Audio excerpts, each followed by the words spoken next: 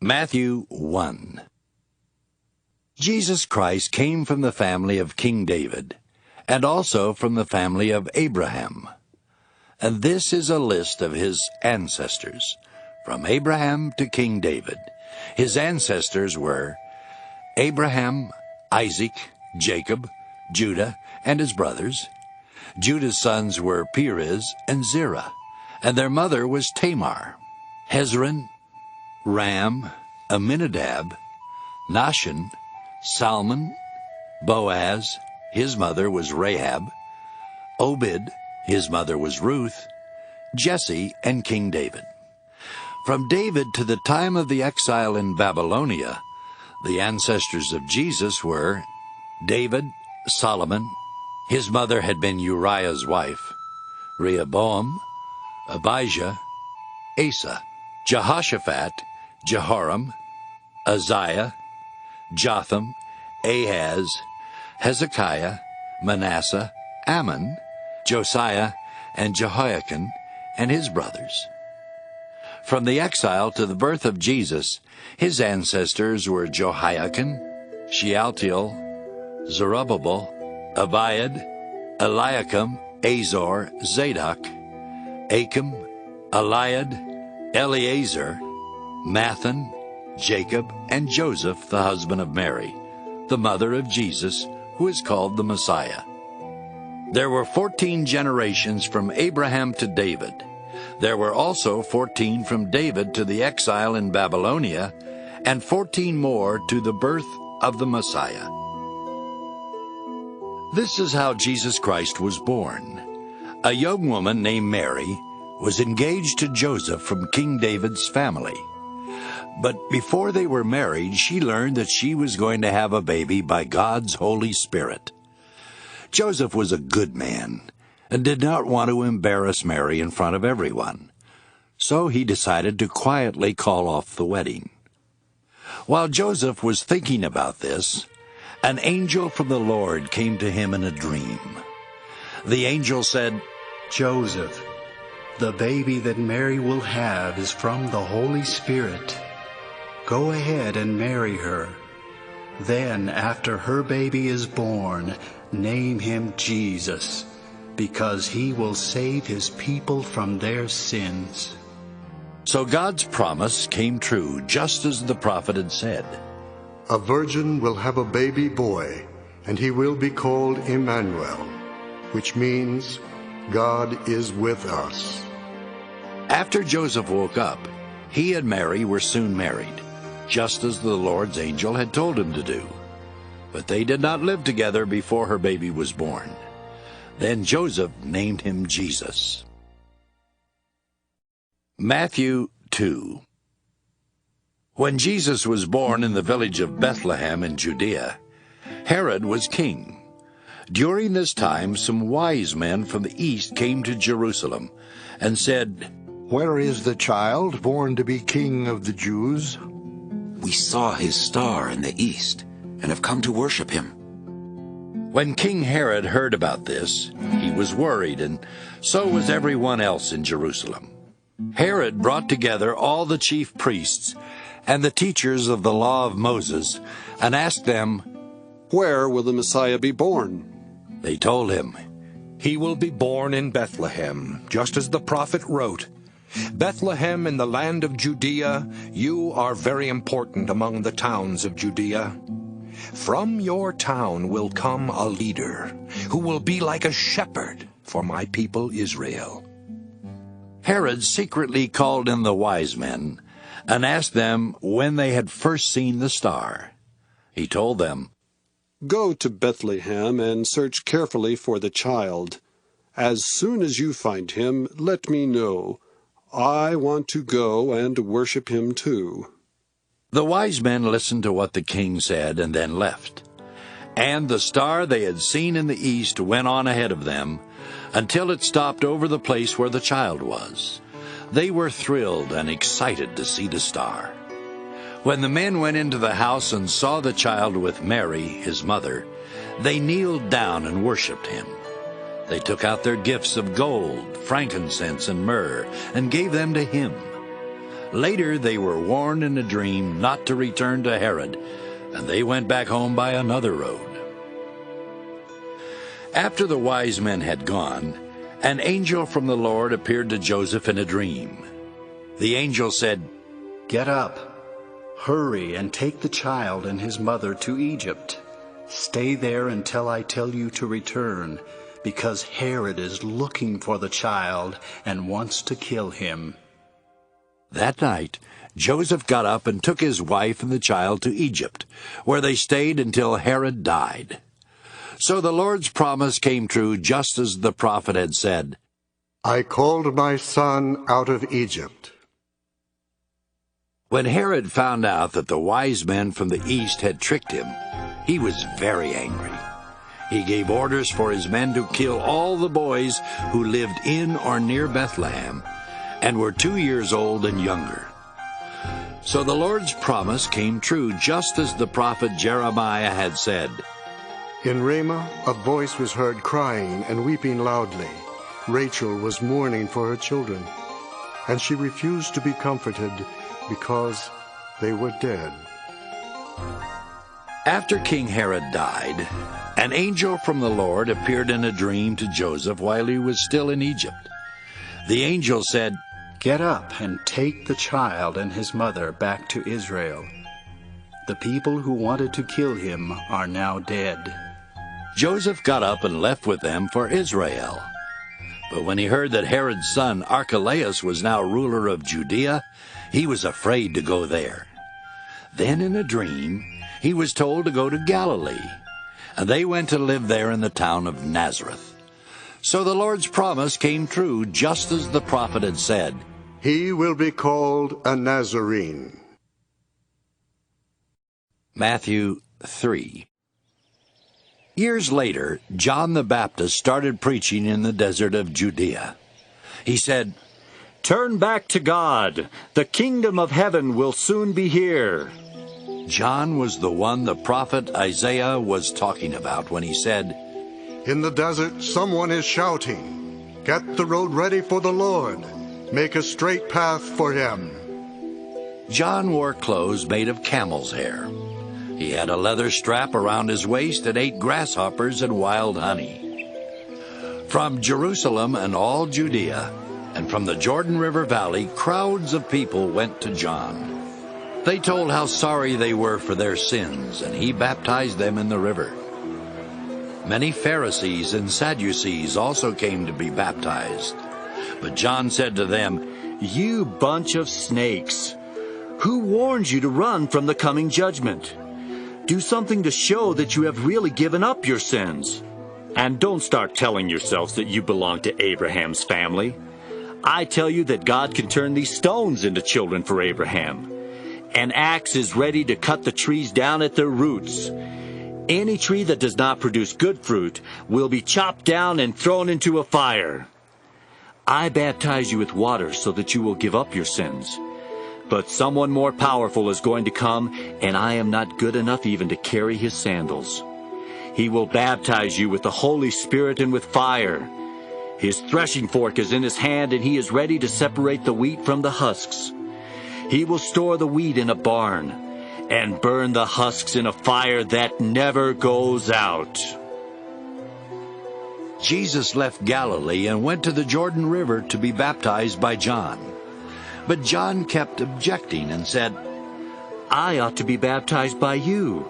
Why have you come to me?" Jesus answered, "For now, this is how it should be, because we must do all that God wants us to do." Then John agreed. So Jesus was baptized, and as soon as he came out of the water, the sky opened, and he saw the Spirit of God coming down on him like a dove. Then a voice from heaven said, This is my own dear Son, and I am pleased with him. Matthew 4. The Holy Spirit led Jesus into the desert so that the devil could test him. After Jesus went without eating for 40 days and nights, he was very hungry. Then the devil came to him and said, If you are God's son, tell these stones to turn into bread. Jesus answered, The Scriptures say, no one can live only on food. People need every word that God has spoken. Next, the devil took Jesus to the holy city and had him stand on the highest part of the temple. The devil said, If you are God's son, jump off. The Scriptures say God will give his angels orders about you. They will catch you in their arms, and you will not hurt your feet on the stones. Jesus answered, The Scriptures also say, don't try to test the Lord your God. Finally, the devil took Jesus up on a very high mountain and showed him all the kingdoms on earth and their power. The devil said to him, I will give all this to you if you will bow down and worship me. Jesus answered, Go away, Satan. The Scriptures say, worship the Lord your God and serve only him. Then the devil left Jesus, and angels came to help him. When Jesus heard that John had been put in prison, he went to Galilee. But instead of staying in Nazareth, Jesus moved to Capernaum. This town was beside Lake Galilee in the territory of Zebulun and Naphtali. So God's promise came true just as the prophet Isaiah had said. Listen, lands of Zebulun and Naphtali, lands along the road to the sea and west of the Jordan. Listen, Galilee, land of the Gentiles. Although your people live in darkness, they will see a bright light. Although they live in the shadow of death, a light will shine on them. Then Jesus started preaching, Turn back to God. The kingdom of heaven will soon be here. While Jesus was walking along the shore of Lake Galilee, he saw two brothers. One was Simon, also known as Peter, and the other was Andrew. They were fishermen, and they were casting their net into the lake. Jesus said to them, Come with me. I will teach you how to bring in people instead of fish. Right then the two brothers dropped their nets and went with him. Jesus walked on until he saw James and John, the sons of Zebedee. They were in a boat with their father, mending their nets. Jesus asked them to come with him too. Right away they left the boat and their father and went with Jesus. Jesus went all over Galilee, teaching in the Jewish meeting places and preaching the good news about God's kingdom. He also healed every kind of disease and sickness. News about him spread all over Syria, and people with every kind of sickness or disease were brought to him. Some of them had a lot of demons in them. Others were thought to be crazy, and still others could not walk. But Jesus healed them all. Large crowds followed Jesus from Galilee and the region around the 10 cities known as Decapolis. They also came from Jerusalem, Judea, and from across the Jordan River. Matthew 5. When Jesus saw the crowds, he went up on the side of a mountain and sat down. Jesus' disciples gathered around him, and he taught them, God blesses those people who depend only on him. They belong to the kingdom of heaven.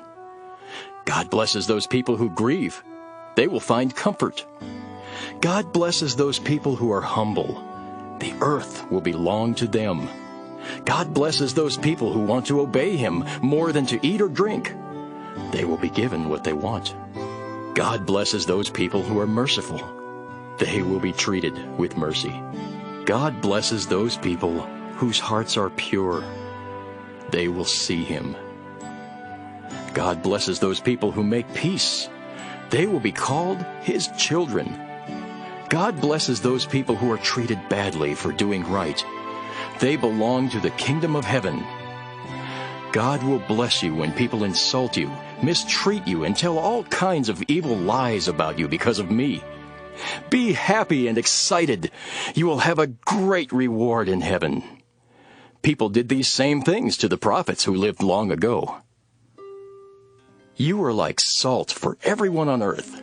But if salt no longer tastes like salt, how can it make food salty? All it is good for is to be thrown out and walked on. You are like light for the whole world.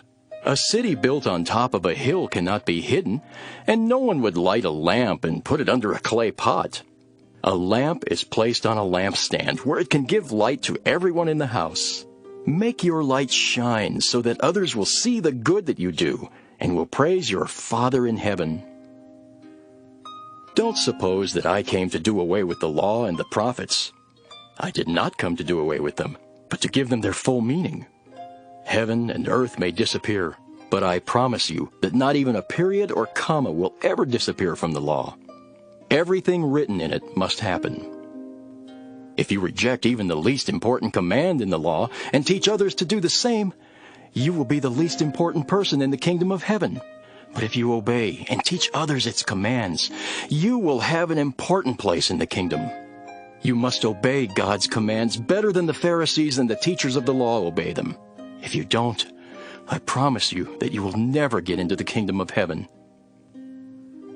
You know that our ancestors were told, "Do not murder," and "A murderer must be brought to trial." But I promise you that if you are angry with someone, you will have to stand trial. If you call someone a fool, you will be taken to court. And if you say that someone is worthless, you will be in danger of the fires of hell.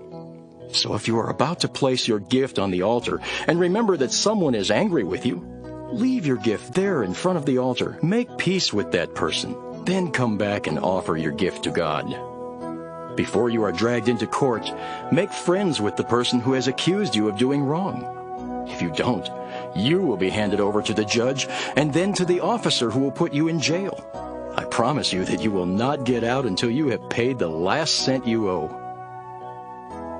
You know the commandment which says, "Be faithful in marriage." But I tell you that if you look at another woman and want her, you are already unfaithful in your thoughts. If your right eye causes you to sin, poke it out and throw it away. It is better to lose one part of your body than for your whole body to end up in hell. If your right hand causes you to sin, chop it off and throw it away. It is better to lose one part of your body than for your whole body to be thrown into hell. You have been taught that a man who divorces his wife must write out divorce papers for her. But I tell you not to divorce your wife unless she has committed some terrible sexual sin. If you divorce her, you will cause her to be unfaithful, just as any man who marries her is guilty of taking another man's wife. You know that our ancestors were told, "Don't use the Lord's name to make a promise unless you are going to keep it." But I tell you not to swear by anything when you make a promise. Heaven is God's throne, so don't swear by heaven. The earth is God's footstool, so don't swear by the earth. Jerusalem is the city of the great king, so don't swear by it. Don't swear by your own head. You cannot make one hair white or black. When you make a promise, say only yes or no. Anything else comes from the devil.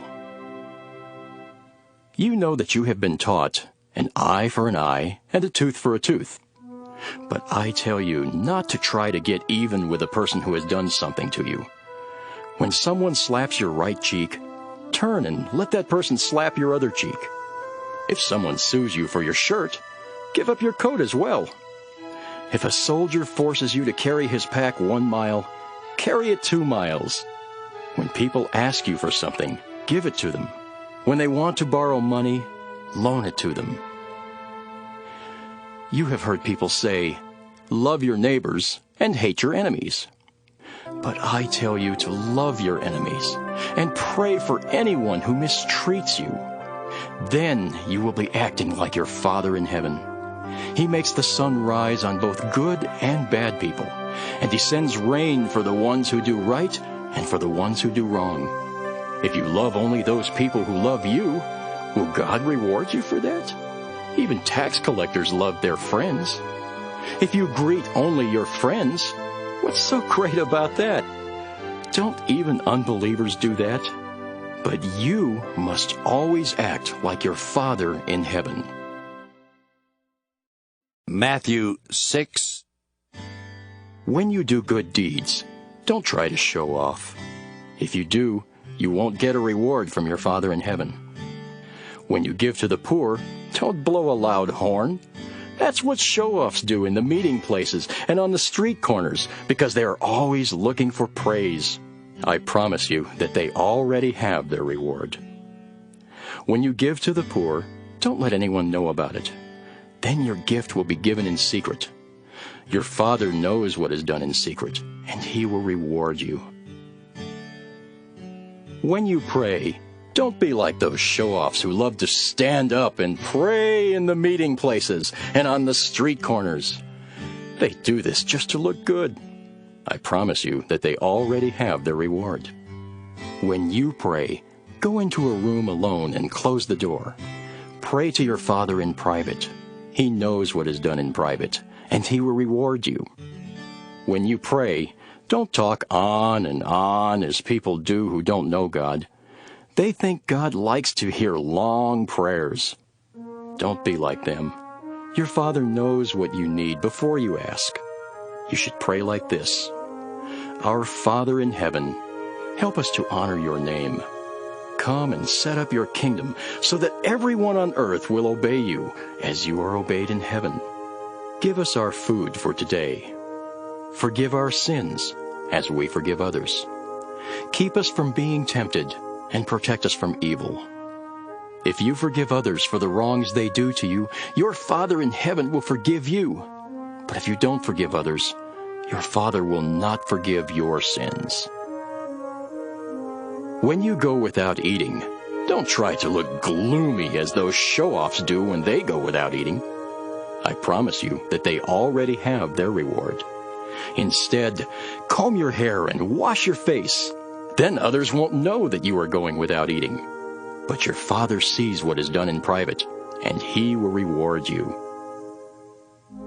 Don't store up treasures on earth.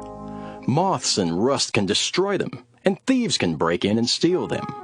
Instead, store up your treasures in heaven, where moths and rust cannot destroy them, and thieves cannot break in and steal them. Your heart will always be where your treasure is. Your eyes are like a window for your body. When they are good, you have all the light you need. But when your eyes are bad, everything is dark. If the light inside you is dark, you surely are in the dark. You cannot be the slave of two masters. You will like one more than the other, or be more loyal to one than the other. You cannot serve both God and money.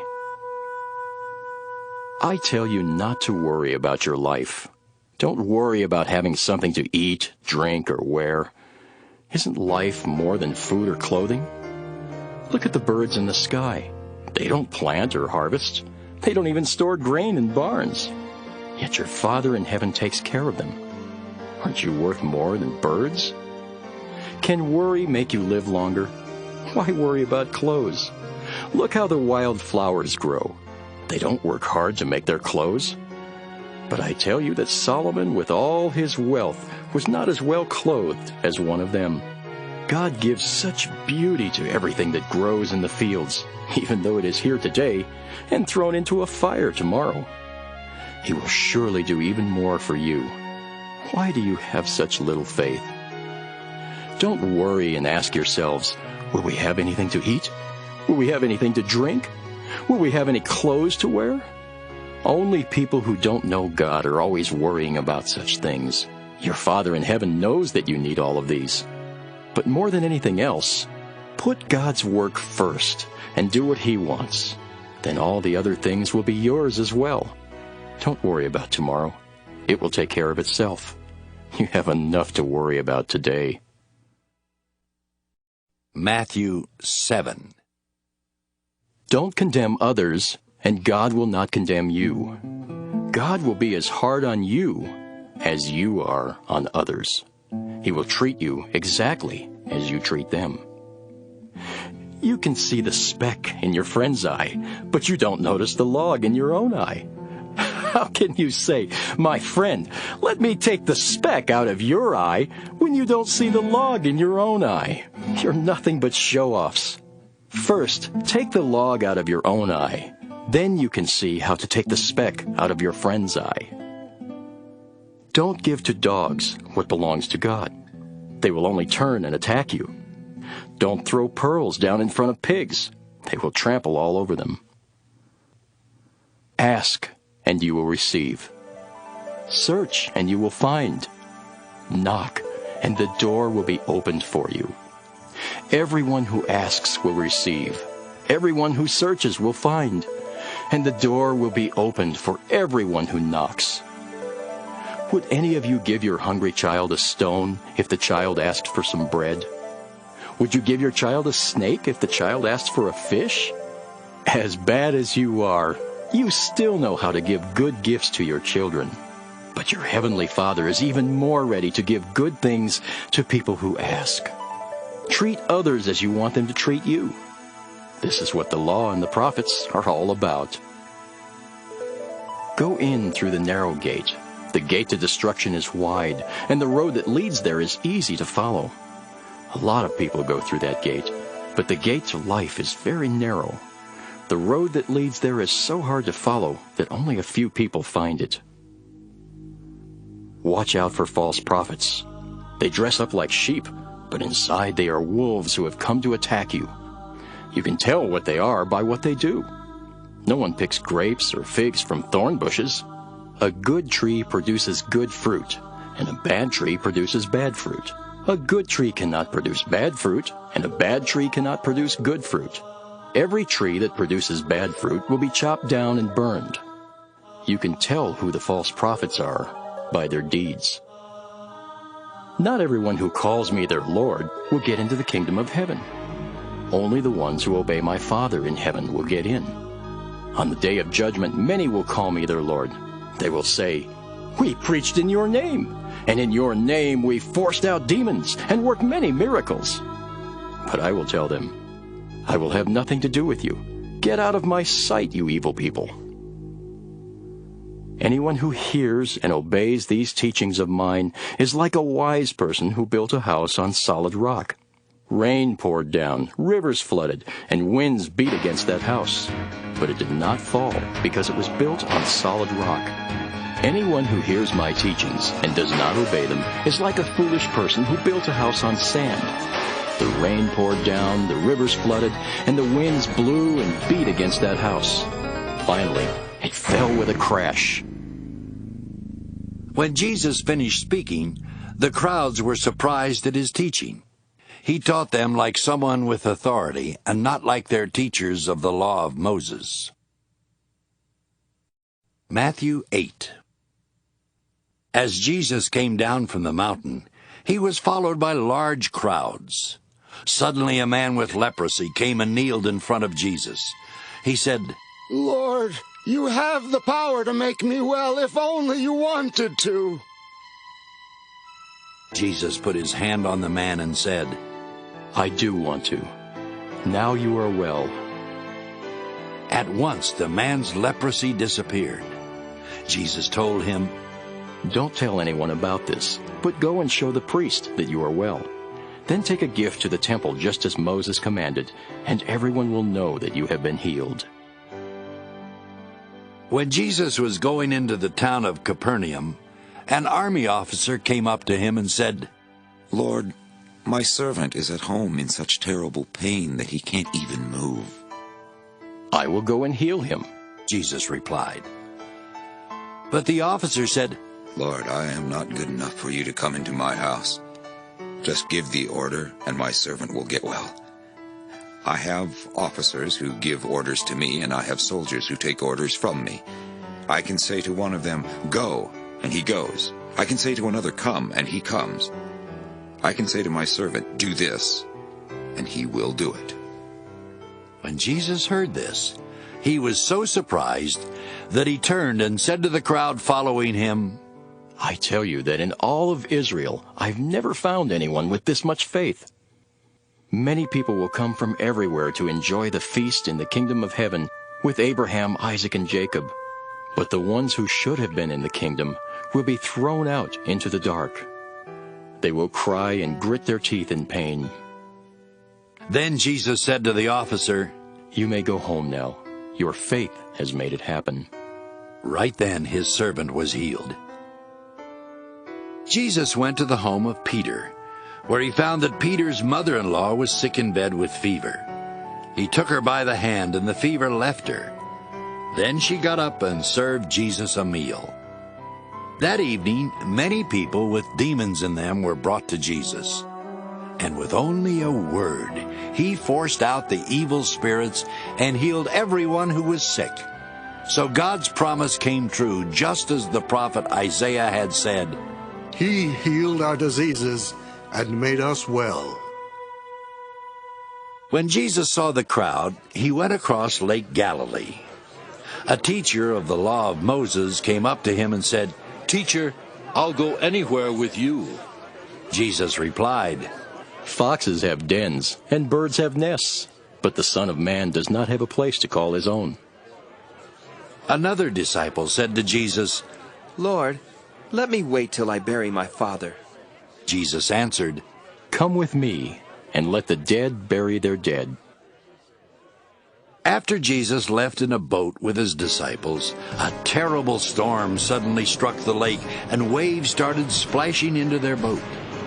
Jesus was sound asleep, so the disciples went over to him and woke him up. They said, "Lord, save us! We're going to drown!" But Jesus replied, "Why are you so afraid? You surely don't have much faith." Then he got up and ordered the wind and the waves to calm down, and everything was calm. The men in the boat were amazed and said, "Who is this? Even the wind and the waves obey him." After Jesus had crossed the lake, he came to shore near the town of Gadara and started down the road. 2 men with demons in them came to him from the tombs. They were so fierce that no one could travel that way. Suddenly they shouted, "Jesus, Son of God, what do you want with us? Have you come to punish us before our time?" Not far from there, a large herd of pigs was feeding. So the demons begged Jesus, "If you force us out, please send us into those pigs." Jesus told them to go, and they went out of the man and into the pigs. All at once, the pigs rushed down the steep bank into the lake and drowned. The people taking care of the pigs ran to the town and told everything, especially what had happened to the 2 men. Everyone in town came out to meet Jesus. When they saw him, they begged him to leave their part of the country. Matthew 9. Jesus got into a boat and crossed back over to the town where he lived. Some people soon brought to him a crippled man lying on a mat. When Jesus saw how much faith they had, he said to the crippled man, "My friend, don't worry. Your sins are forgiven." Some teachers of the law of Moses said to themselves, Jesus must think he is God. But Jesus knew what was in their minds, and he said, "Why are you thinking such evil things? Is it easier for me to tell this crippled man that his sins are forgiven, or to tell him to get up and walk? But I will show you that the Son of Man has the right to forgive sins here on earth." So Jesus said to the man, "Get up, pick up your mat, and go on home." The man got up and went home. When the crowd saw this, they were afraid, and praised God for giving such authority to people. As Jesus was leaving, he saw a tax collector named Matthew sitting at the place for paying taxes. Jesus said to him, "Come with me." Matthew got up and went with him. Later, Jesus and his disciples were having dinner at Matthew's house. Many tax collectors and other sinners were also there. Some Pharisees asked Jesus' disciples, "Why does your teacher eat with tax collectors and other sinners?" Jesus heard them and answered, "Healthy people don't need a doctor, but sick people do. Go and learn what the scriptures mean when they say, 'Instead of offering sacrifices to me, I want you to be merciful to others.' I didn't come to invite good people to be my followers. I came to invite sinners. One day, some followers of John the Baptist came and asked Jesus, "Why do we and the Pharisees often go without eating, while your disciples never do?" Jesus answered, The friends of a bridegroom don't go without eating while he is still with them. But the time will come when he will be taken from them. Then they will go without eating. No one uses a new piece of cloth to patch old clothes. The patch would shrink and tear a bigger hole. No one pours new wine into old wineskins. The wine would swell and burst the old skins. Then the wine would be lost and the skins would be ruined. New wine must be put into new wineskins. Both the skins and the wine will then be safe. While Jesus was still speaking, a Jewish official came and kneeled in front of him. The man said, "My daughter has just now died. Please come and place your hand on her. Then she will live again." Jesus and his disciples got up and went with the man. A woman who had been bleeding for 12 years came up behind Jesus and barely touched his clothes. She had said to herself, "If I can just touch his clothes, I will get well." Jesus turned. He saw the woman and said, "Don't worry. You are now well because of your faith." At that moment she was healed. When Jesus went into the home of the Jewish official and saw the musicians and the crowd of mourners, he said, "Get out of here. The little girl is not dead. She is just asleep." Everyone started laughing at Jesus. But after the crowd had been sent out of the house, Jesus went to the girl's bedside. He took her by the hand and helped her up. News about this spread all over that part of the country. As Jesus was walking along, 2 blind men began following him and shouting, "Son of David, have pity on us!" After Jesus had gone indoors, the 2 blind men came up to him. He asked them, "Do you believe I can make you well?" "Yes, Lord."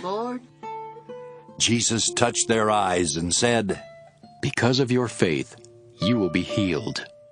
They were able to see, and Jesus strictly warned them not to tell anyone about him. But they left and talked about him to everyone in that part of the country. As Jesus and his disciples were on their way, some people brought to him a man who could not talk because a demon was in him.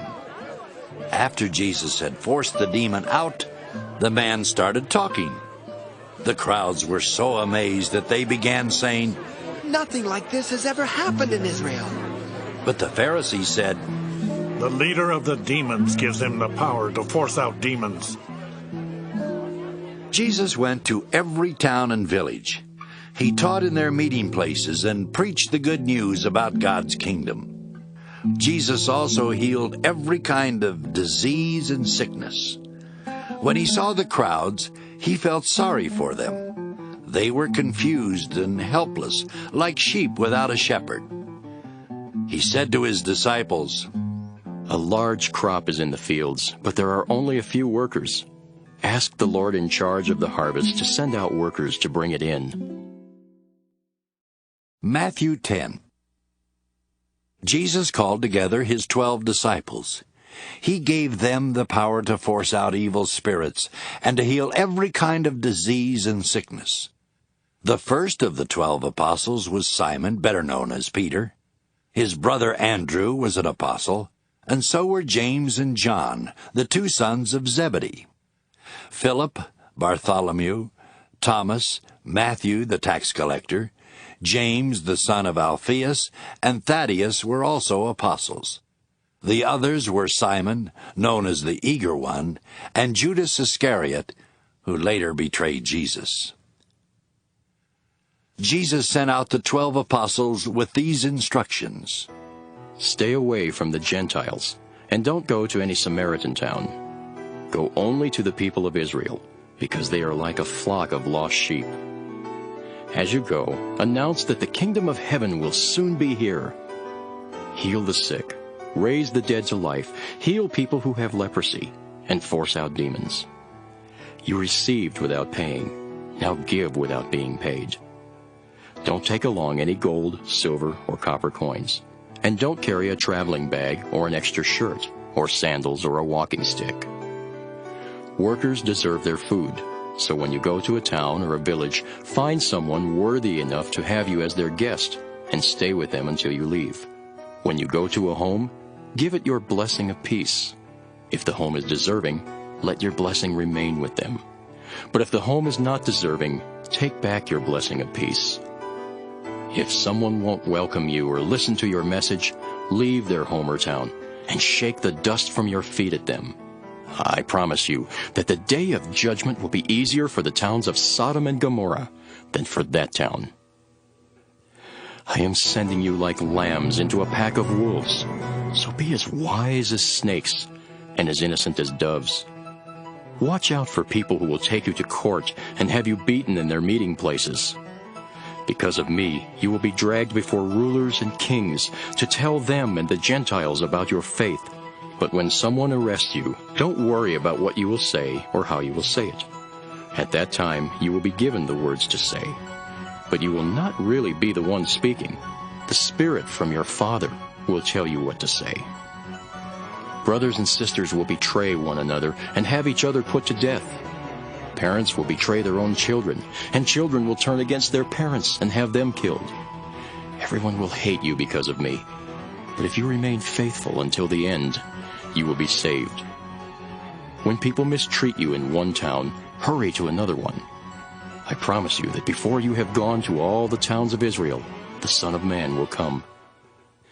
Disciples are not better than their teacher, and slaves are not better than their master. It is enough for disciples to be like their teacher, and for slaves to be like their master. If people call the head of the family Satan, what will they say about the rest of the family? Don't be afraid of anyone. Everything that is hidden will be found out, and every secret will be known. Whatever I say to you in the dark, you must tell in the light, and you must announce from the housetops whatever I have whispered to you. Don't be afraid of people. They can kill you, but they cannot harm your soul. Instead, you should fear God, who can destroy both your body and your soul in hell. Aren't 2 sparrows sold for only a penny? But your Father knows when any one of them falls to the ground. Even the hairs on your head are counted. So don't be afraid. You are worth much more than many sparrows. If you tell others that you belong to me, I will tell my Father in heaven that you are my followers. But if you reject me, I will tell my Father in heaven that you don't belong to me. Don't think that I came to bring peace to the earth. I came to bring trouble, not peace. I came to turn sons against their fathers, daughters against their mothers, and daughters-in-law against their mothers-in-law. Your worst enemies will be in your own family. If you love your father or mother, or even your sons and daughters more than me, you are not fit to be my disciples. And unless you are willing to take up your cross and come with me, you are not fit to be my disciples. If you try to save your life, you will lose it. But if you give it up for me, you will surely find it. Anyone who welcomes you welcomes me, and anyone who welcomes me also welcomes the one who sent me. Anyone who welcomes a prophet, just because that person is a prophet, will be given the same reward as a prophet.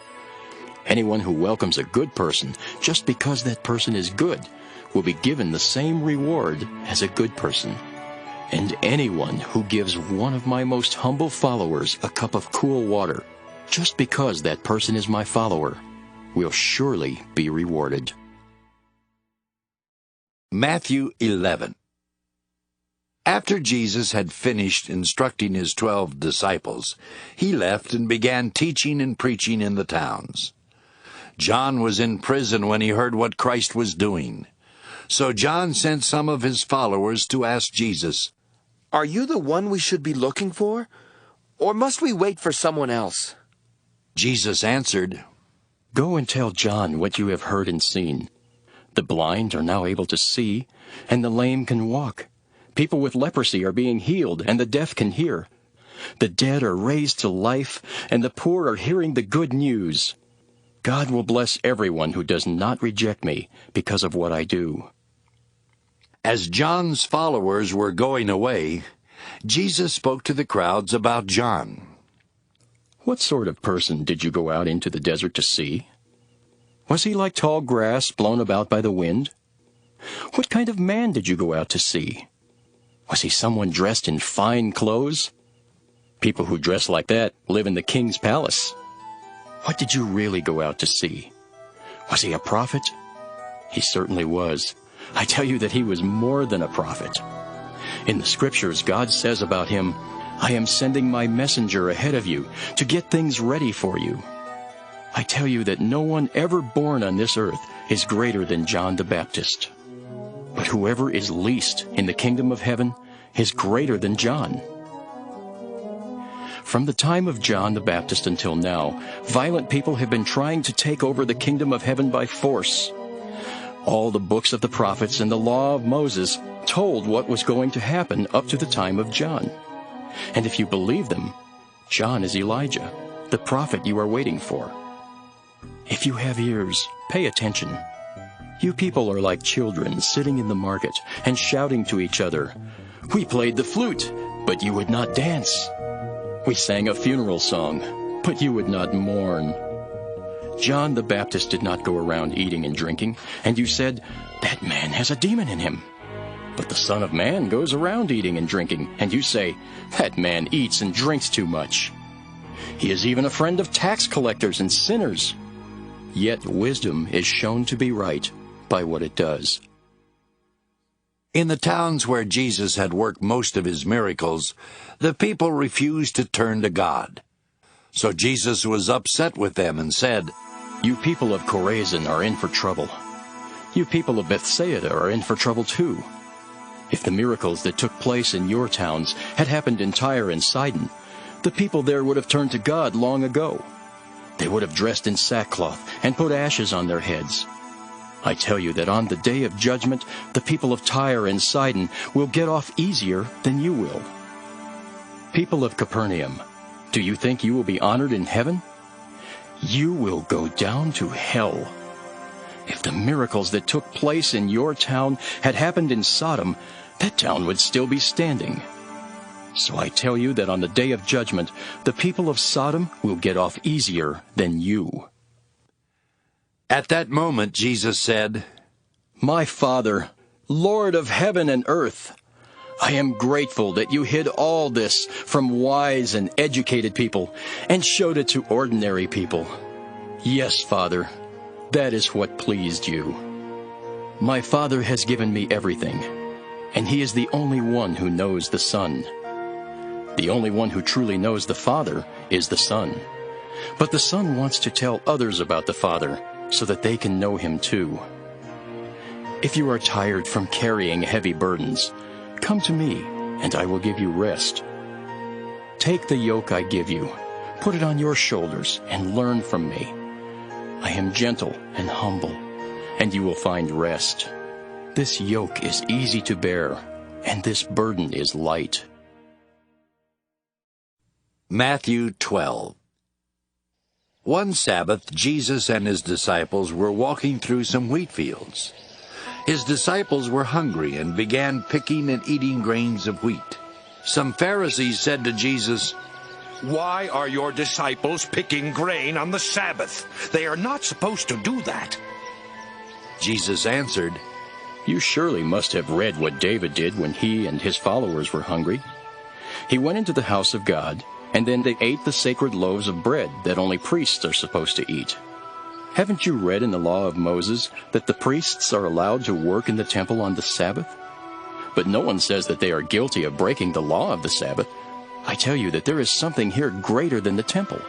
Don't you know what the scriptures mean when they say, 'Instead of offering sacrifices to me, I want you to be merciful to others'? If you knew what this means, you would not condemn these innocent disciples of mine. So, the Son of Man is Lord over the Sabbath."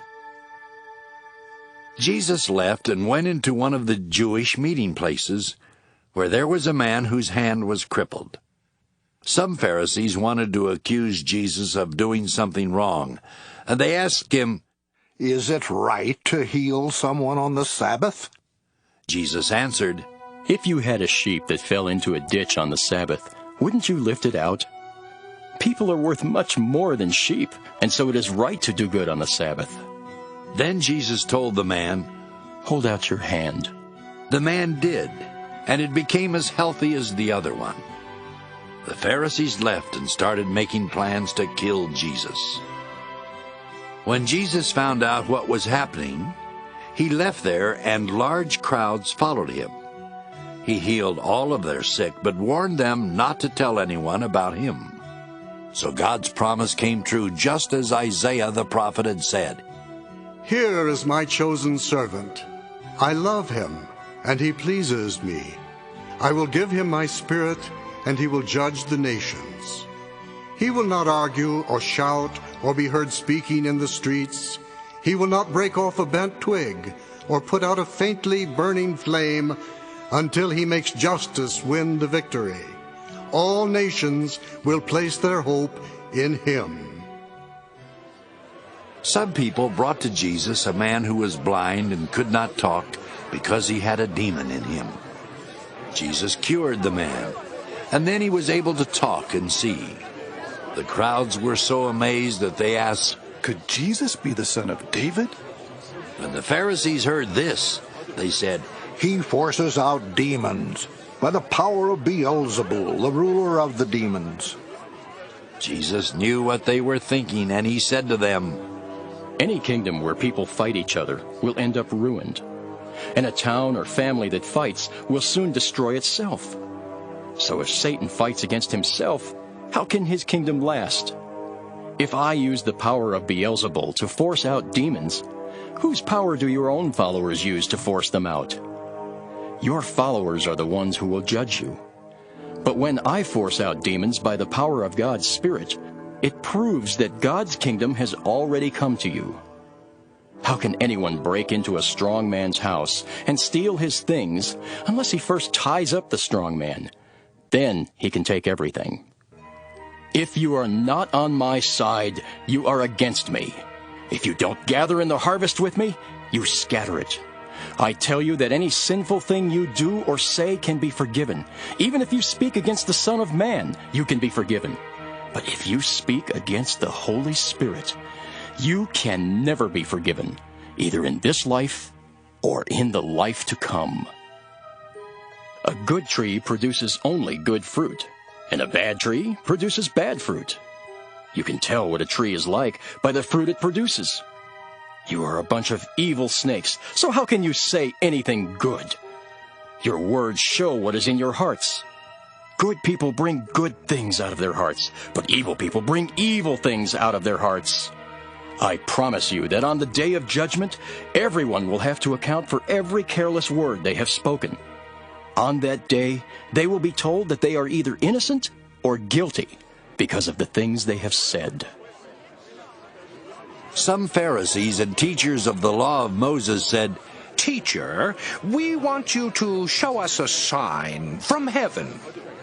But Jesus replied, You want a sign because you are evil and won't believe. But the only sign you will get is the sign of the prophet Jonah. He was in the stomach of a big fish for 3 days and nights, just as the Son of Man will be deep in the earth for 3 days and nights. On the day of judgment, the people of Nineveh will stand there with you and condemn you. They turned to God when Jonah preached, and yet here is something far greater than Jonah. The Queen of the South will also stand there with you and condemn you. She traveled a long way to hear Solomon's wisdom, and yet here is something much greater than Solomon. When an evil spirit leaves a person, it travels through the desert looking for a place to rest. But when the demon doesn't find a place, it says, I will go back to the home I left. When it gets there and finds the place empty, clean, and fixed up, it goes off and finds 7 other evil spirits, even worse than itself. They all come and make their home there, and the person ends up in worse shape than before. That's how it will be with you evil people of today. While Jesus was still speaking to the crowds, his mother and brothers came and stood outside because they wanted to talk with him. Someone told Jesus, "Your mother and brothers are standing outside and want to talk with you." Jesus answered, "Who is my mother? And who are my brothers?" Then he pointed to his disciples and said, "These are my mother and my brothers. Anyone who obeys my Father in heaven is my brother or sister or mother." Matthew 13. That same day Jesus left the house and went out beside Lake Galilee, where he sat down to teach. Such large crowds gathered around him that he had to sit in a boat, while the people stood on the shore. Then he taught them many things by using stories. He said, "A farmer went out to scatter seed in a field. While the farmer was scattering the seed, some of it fell along the road and was eaten by birds. Other seeds fell on thin, rocky ground and quickly started growing because the soil was not very deep. But when the sun came up, the plants were scorched and dried up because they did not have enough roots. Some other seeds fell where thorn bushes grew up and choked the plants. But a few seeds did fall on good ground, where the plants produced 100 or 60 or 30 times as much as was scattered. If you have ears, pay attention." Jesus' disciples came to him and asked, "Why do you use nothing but stories when you speak to the people?" Jesus answered, "I have explained the secrets about the kingdom of heaven to you, but not to others. Everyone who has something will be given more, but people who don't have anything will lose even what little they have. I use stories when I speak to them because when they look, they cannot see, and when they listen, they cannot hear or understand." So God's promise came true, just as the prophet Isaiah had said. "These people will listen and listen, but never understand. They will look and look, but never see. All of them have stubborn minds. Their ears are stopped up and their eyes are covered. They cannot see or hear or understand. If they could, they would turn to me, and I would heal them. But God has blessed you because your eyes can see and your ears can hear. Many prophets and good people were eager to see what you see and to hear what you hear. But I tell you that they did not see or hear." Now, listen to the meaning of the story about the farmer. The seeds that fell along the road are the people who hear the message about the kingdom but don't understand it. Then the evil one comes and snatches the message from their hearts. The seeds that fell on rocky ground are the people who gladly hear the message and accept it right away. But they don't have deep roots, and they don't last very long. As soon as life gets hard or the message gets them in trouble, they give up. The seeds that fell among the thorn bushes are also people who hear the message, but they start worrying about the needs of this life and are fooled by the desire to get rich. So the message gets choked out, and they never produce anything. The seeds that fell on good ground are the people who hear and understand the message. They produce as much as 100 or 60 or 30 times what was planted. Jesus then told them this story. The kingdom of heaven is like what happened when a farmer scattered good seed in a field. But while everyone was sleeping, an enemy came and scattered weed seeds in the field and then left. When the plants came up and began to ripen, the farmer's servants could see the weeds. The servants came and asked, "Sir, didn't you scatter good seed in your field? Where did these weeds come from?" "An enemy did this," he replied. His servants then asked, "Do you want us to go out and pull up the weeds?" "No," he answered, "you might also pull up the wheat. Leave the weeds alone until harvest time. Then I'll tell my workers to gather the weeds and tie them up and burn them. But I'll have them store the wheat in my barn." Jesus told them another story. The kingdom of heaven is like what happens when a farmer plants a mustard seed in a field. Although it is the smallest of all seeds, it grows larger than any garden plant and becomes a tree. Birds even come and nest on its branches. Jesus also said, "The kingdom of heaven is like what happens when a woman mixes a little yeast into 3 big batches of flour. Finally, all the dough rises." Jesus used stories when he spoke to the people. In fact, he did not tell them anything without using stories. So God's promise came true just as the prophet had said. I will use stories to speak my message and to explain things that have been hidden since the creation of the world. After Jesus left the crowd and went inside, his disciples came to him and said, "Explain to us the story about the weeds in the wheat field." Jesus answered, "The one who scattered the good seed is the Son of Man. The field is the world, and the good seeds are the people who belong to the kingdom. The weed seeds are those who belong to the evil one, and the one who scattered them is the devil. The harvest is the end of time, and the angels are the ones who bring in the harvest. Weeds are gathered and burned. That's how it will be at the end of time. The Son of Man will send out his angels, and they will gather from his kingdom everyone who does wrong or causes others to sin.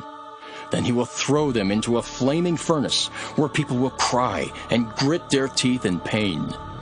But everyone who has done right will shine like the sun in their Father's kingdom. If you have ears, pay attention." The kingdom of heaven is like what happens when someone finds treasure hidden in a field and buries it again. A person like that is happy and goes and sells everything in order to buy that field. The kingdom of heaven is like what happens when a shop owner is looking for fine pearls. After finding a very valuable one, the owner goes and sells everything in order to buy that pearl. The kingdom of heaven is like what happens when a net is thrown into a lake and catches all kinds of fish. When the net is full, it is dragged to the shore, and the fishermen sit down to separate the fish. They keep the good ones, but throw the bad ones away. That's how it will be at the end of time. Angels will come and separate the evil people from the ones who have done right. Then those evil people will be thrown into a flaming furnace, where they will cry and grit their teeth in pain. Jesus asked his disciples if they understood all these things. They said, "Yes, we do." So he told them, "Every student of the Scriptures who becomes a disciple in the kingdom of heaven is like someone who brings out new and old treasures from the storeroom." When Jesus had finished telling these stories, he left and went to his hometown.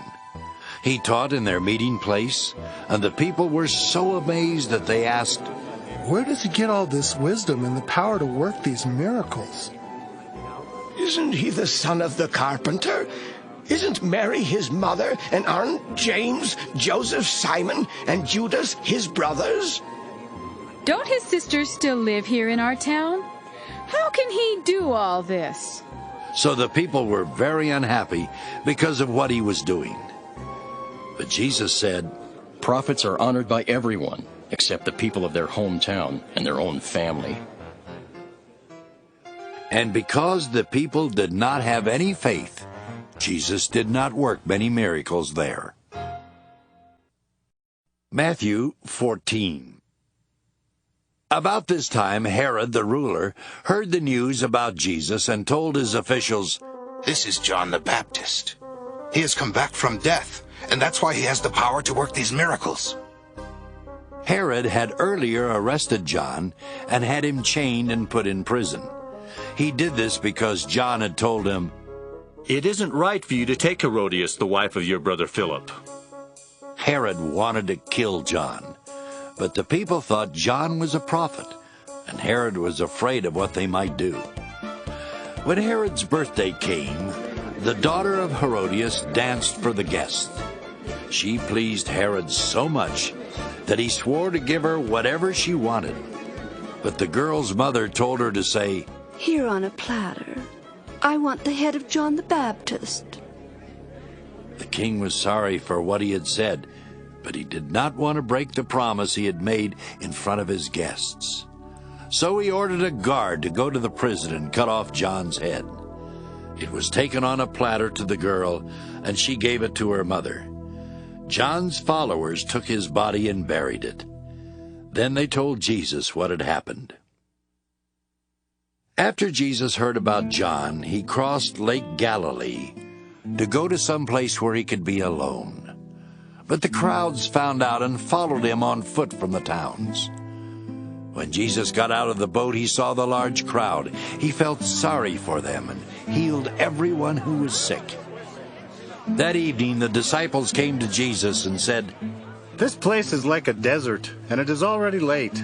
Let the crowds leave so they can go to the villages and buy some food." Jesus replied, "They don't have to leave. Why don't you give them something to eat?" But they said, "We have only 5 small loaves of bread and 2 fish." Jesus asked his disciples to bring the food to him, and he told the crowd to sit down on the grass. Jesus took the 5 loaves and the 2 fish.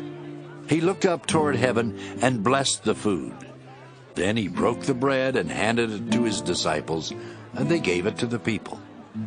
After everyone had eaten all they wanted, Jesus' disciples picked up 12 large baskets of leftovers. There were about 5,000 men who ate, not counting the women and children.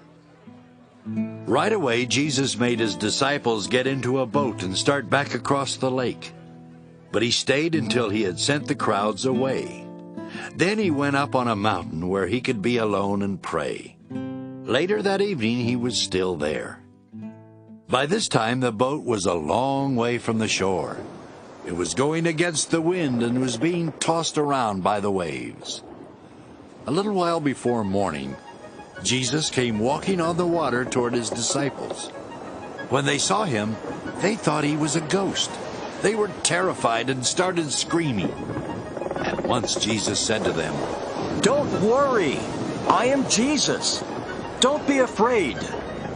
Peter replied, "Lord, if it is really you, tell me to come to you on the water."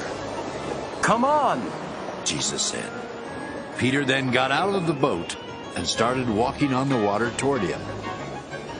But when Peter saw how strong the wind was, he was afraid and started sinking. "Lord, save me!" he shouted. Right away, Jesus reached out his hand.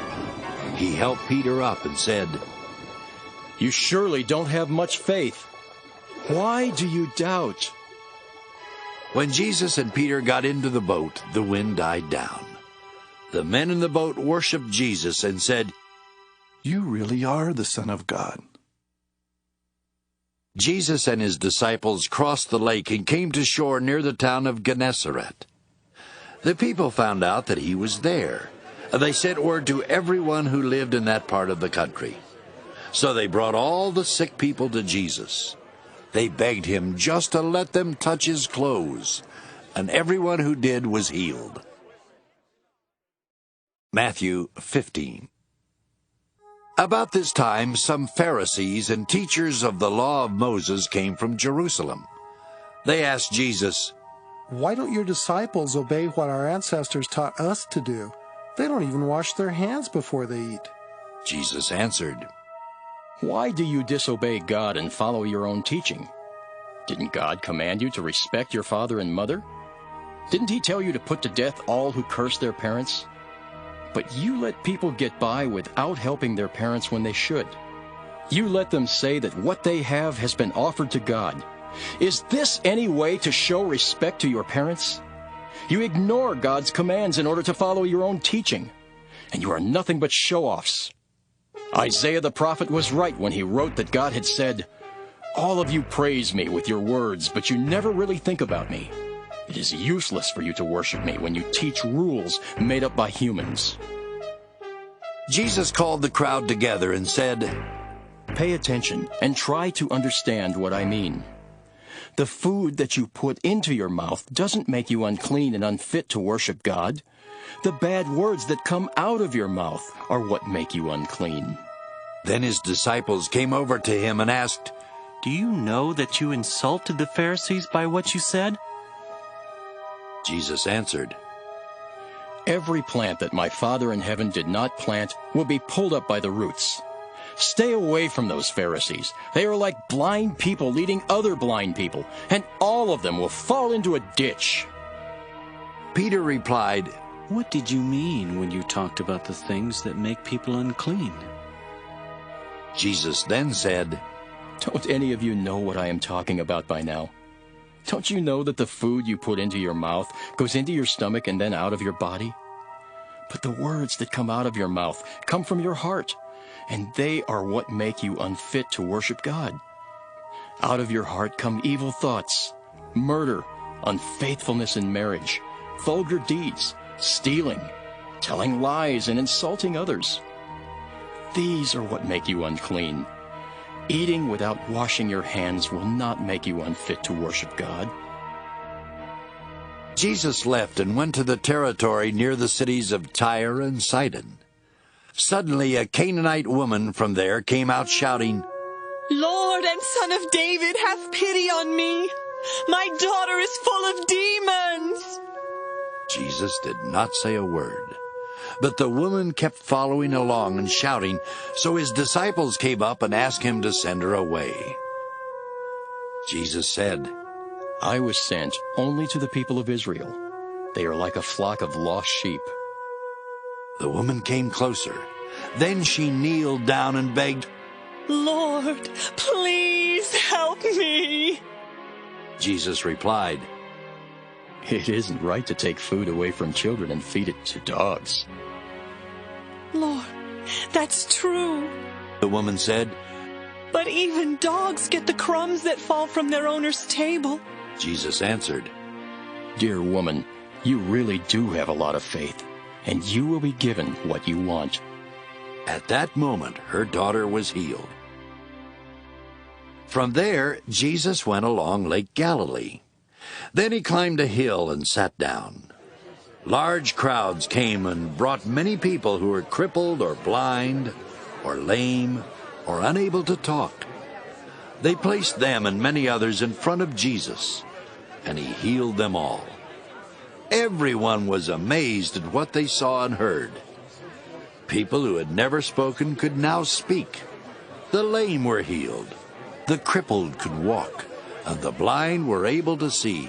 Everyone was praising the God of Israel. Jesus called his disciples together and told them, "I feel sorry for these people. They have been with me for 3 days, and they don't have anything to eat. I don't want to send them away hungry. They might faint on the way home." His disciples said, "This place is like a desert. Where can we find enough food to feed such a crowd?" Jesus asked them how much food they had. They replied, 7 small loaves of bread and a few little fish. After Jesus had told the people to sit down, he took the 7 loaves of bread and the fish and gave thanks. He then broke them and handed them to his disciples, who passed them around to the crowds.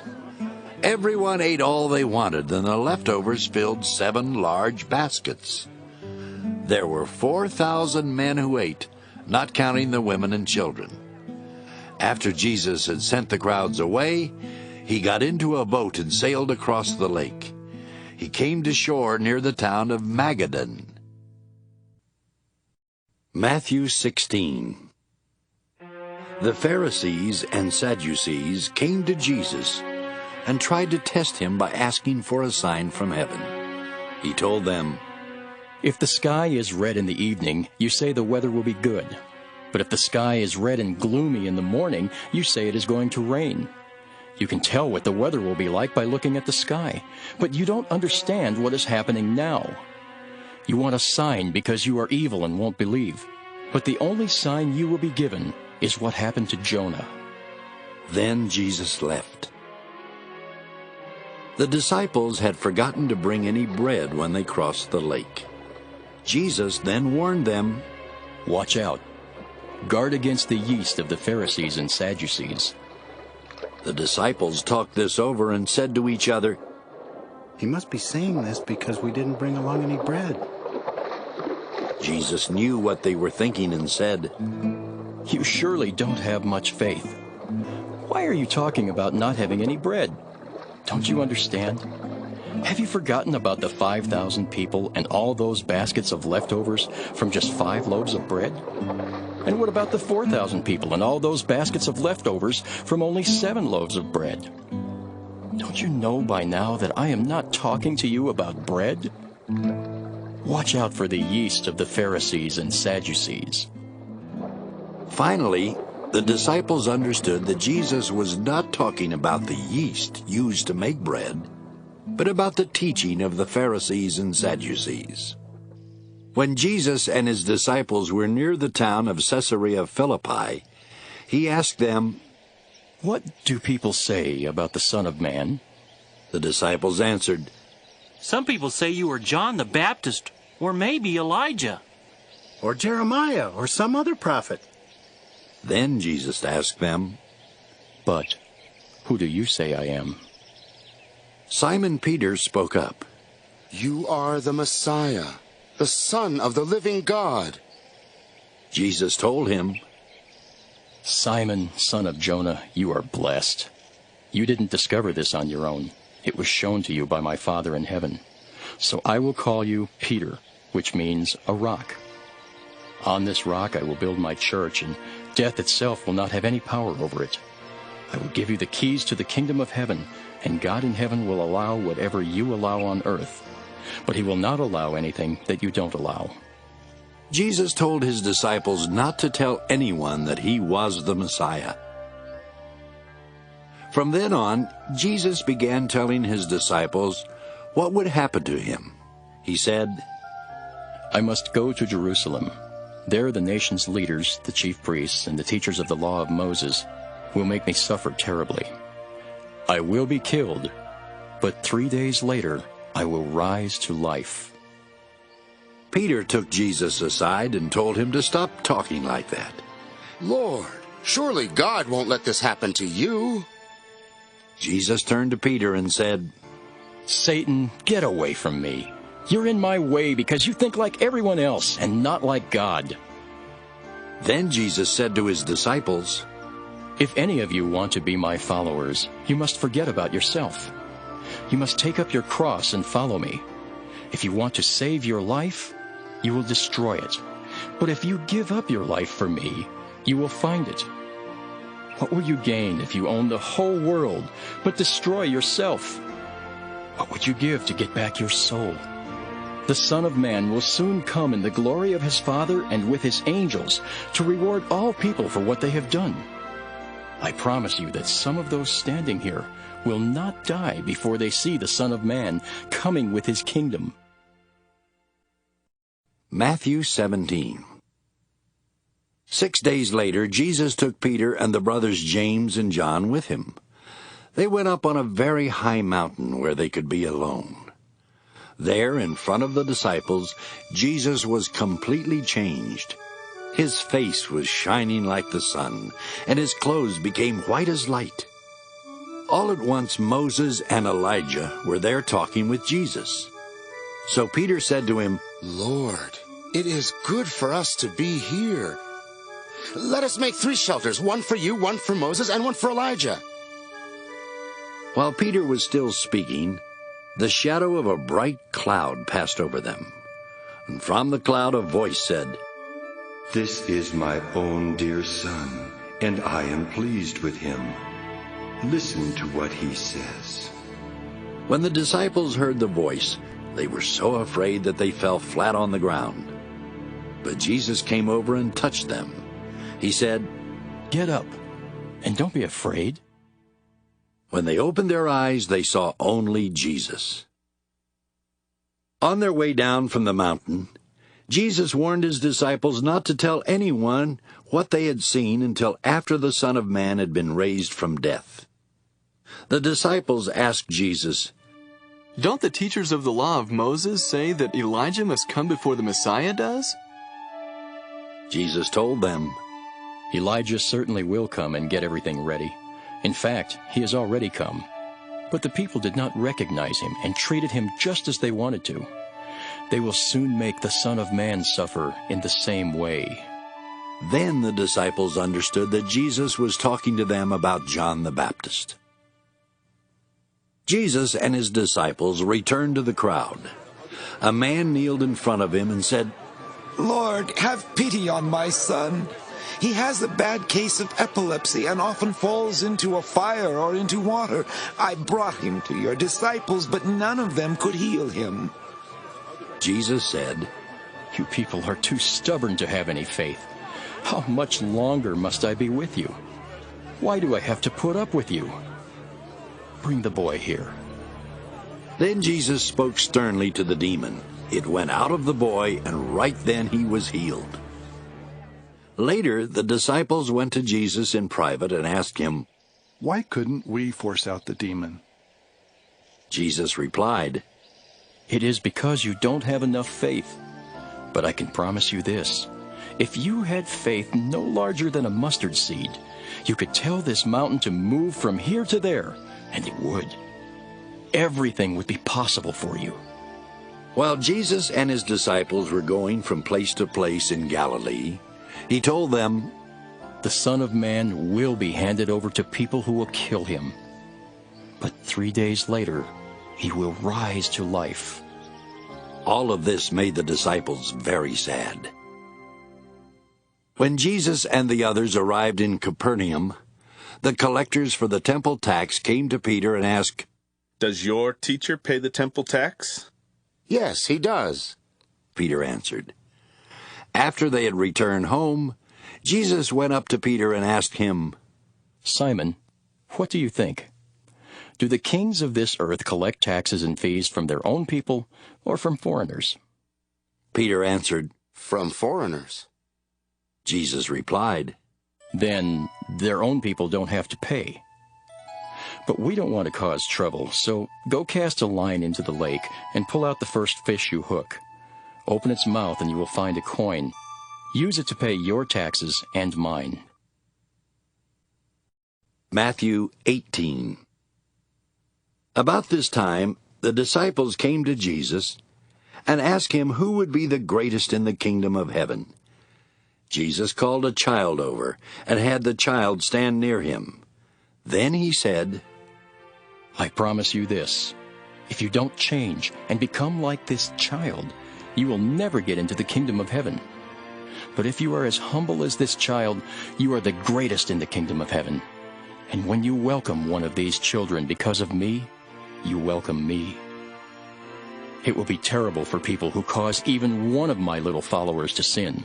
Those people would be better off thrown into the deepest part of the ocean with a heavy stone tied around the neck." The world is in for trouble because of the way it causes people to sin. There will always be something to cause people to sin, but anyone who does this will be in for trouble. If your hand or foot causes you to sin, chop it off and throw it away. You would be better off to go into life crippled or lame than to have 2 hands or 2 feet and be thrown into the fire that never goes out. If your eye causes you to sin, poke it out and get rid of it. You would be better off to go into life with only 1 eye than to have 2 eyes and be thrown into the fires of hell. Don't be cruel to any of these little ones. I promise you that their angels are always with my Father in heaven. Let me ask you this. What would you do if you had 100 sheep and one of them wandered off? Wouldn't you leave the 99 on the hillside and go look for the one that had wandered away? I am sure that finding it would make you happier than having the 99 that never wandered off. That's how it is with your Father in heaven. He doesn't want any of these little ones to be lost.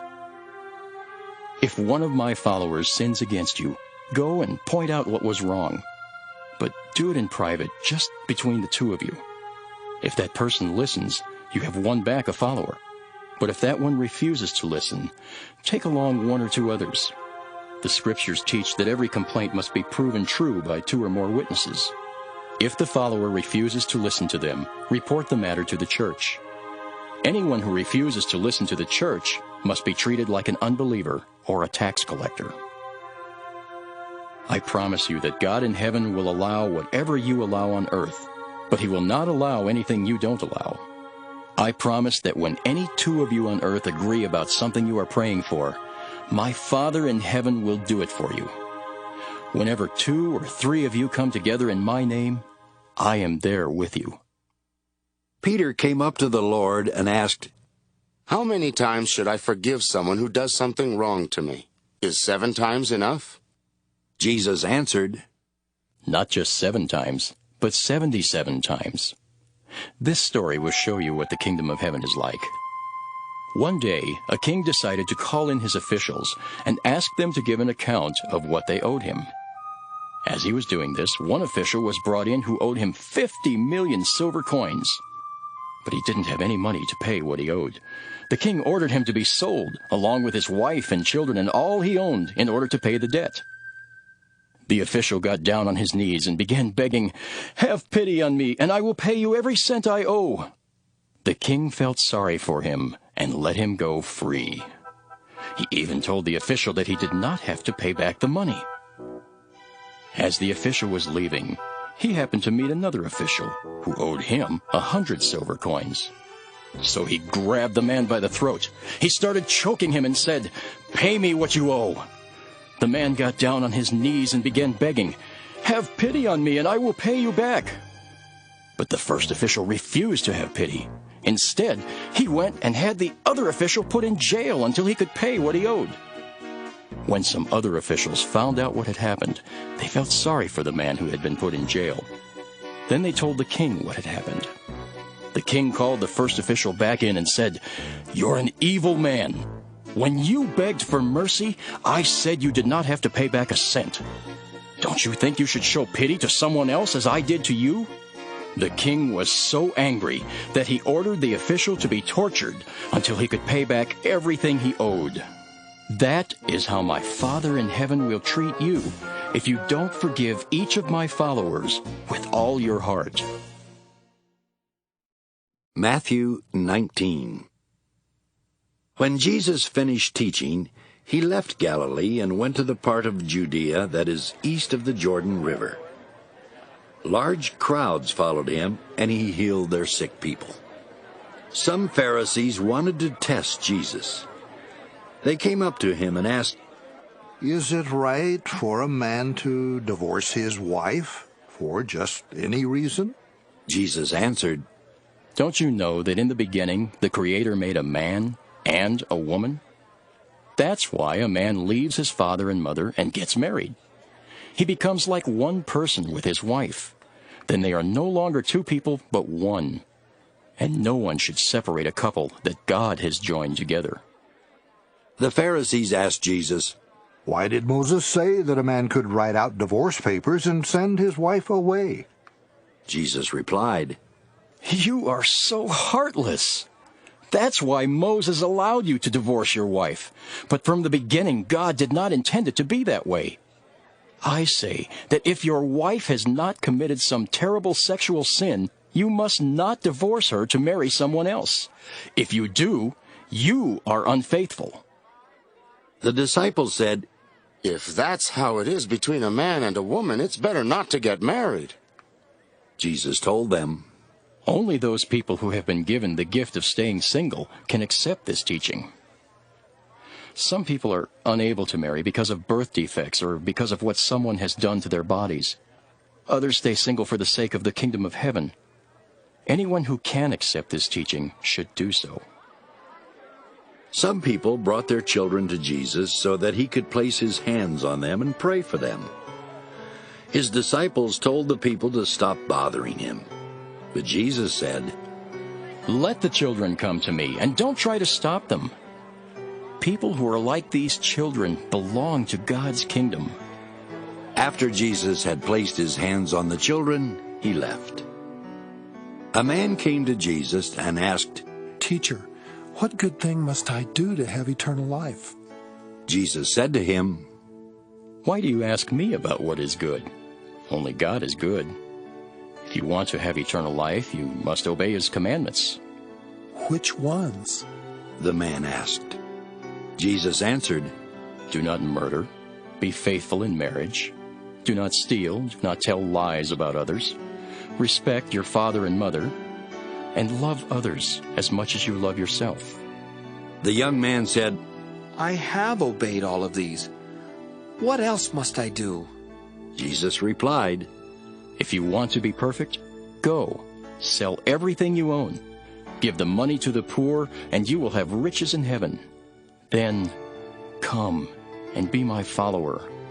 When the young man heard this, he was sad because he was very rich. Jesus said to his disciples, "It's terribly hard for rich people to get into the kingdom of heaven.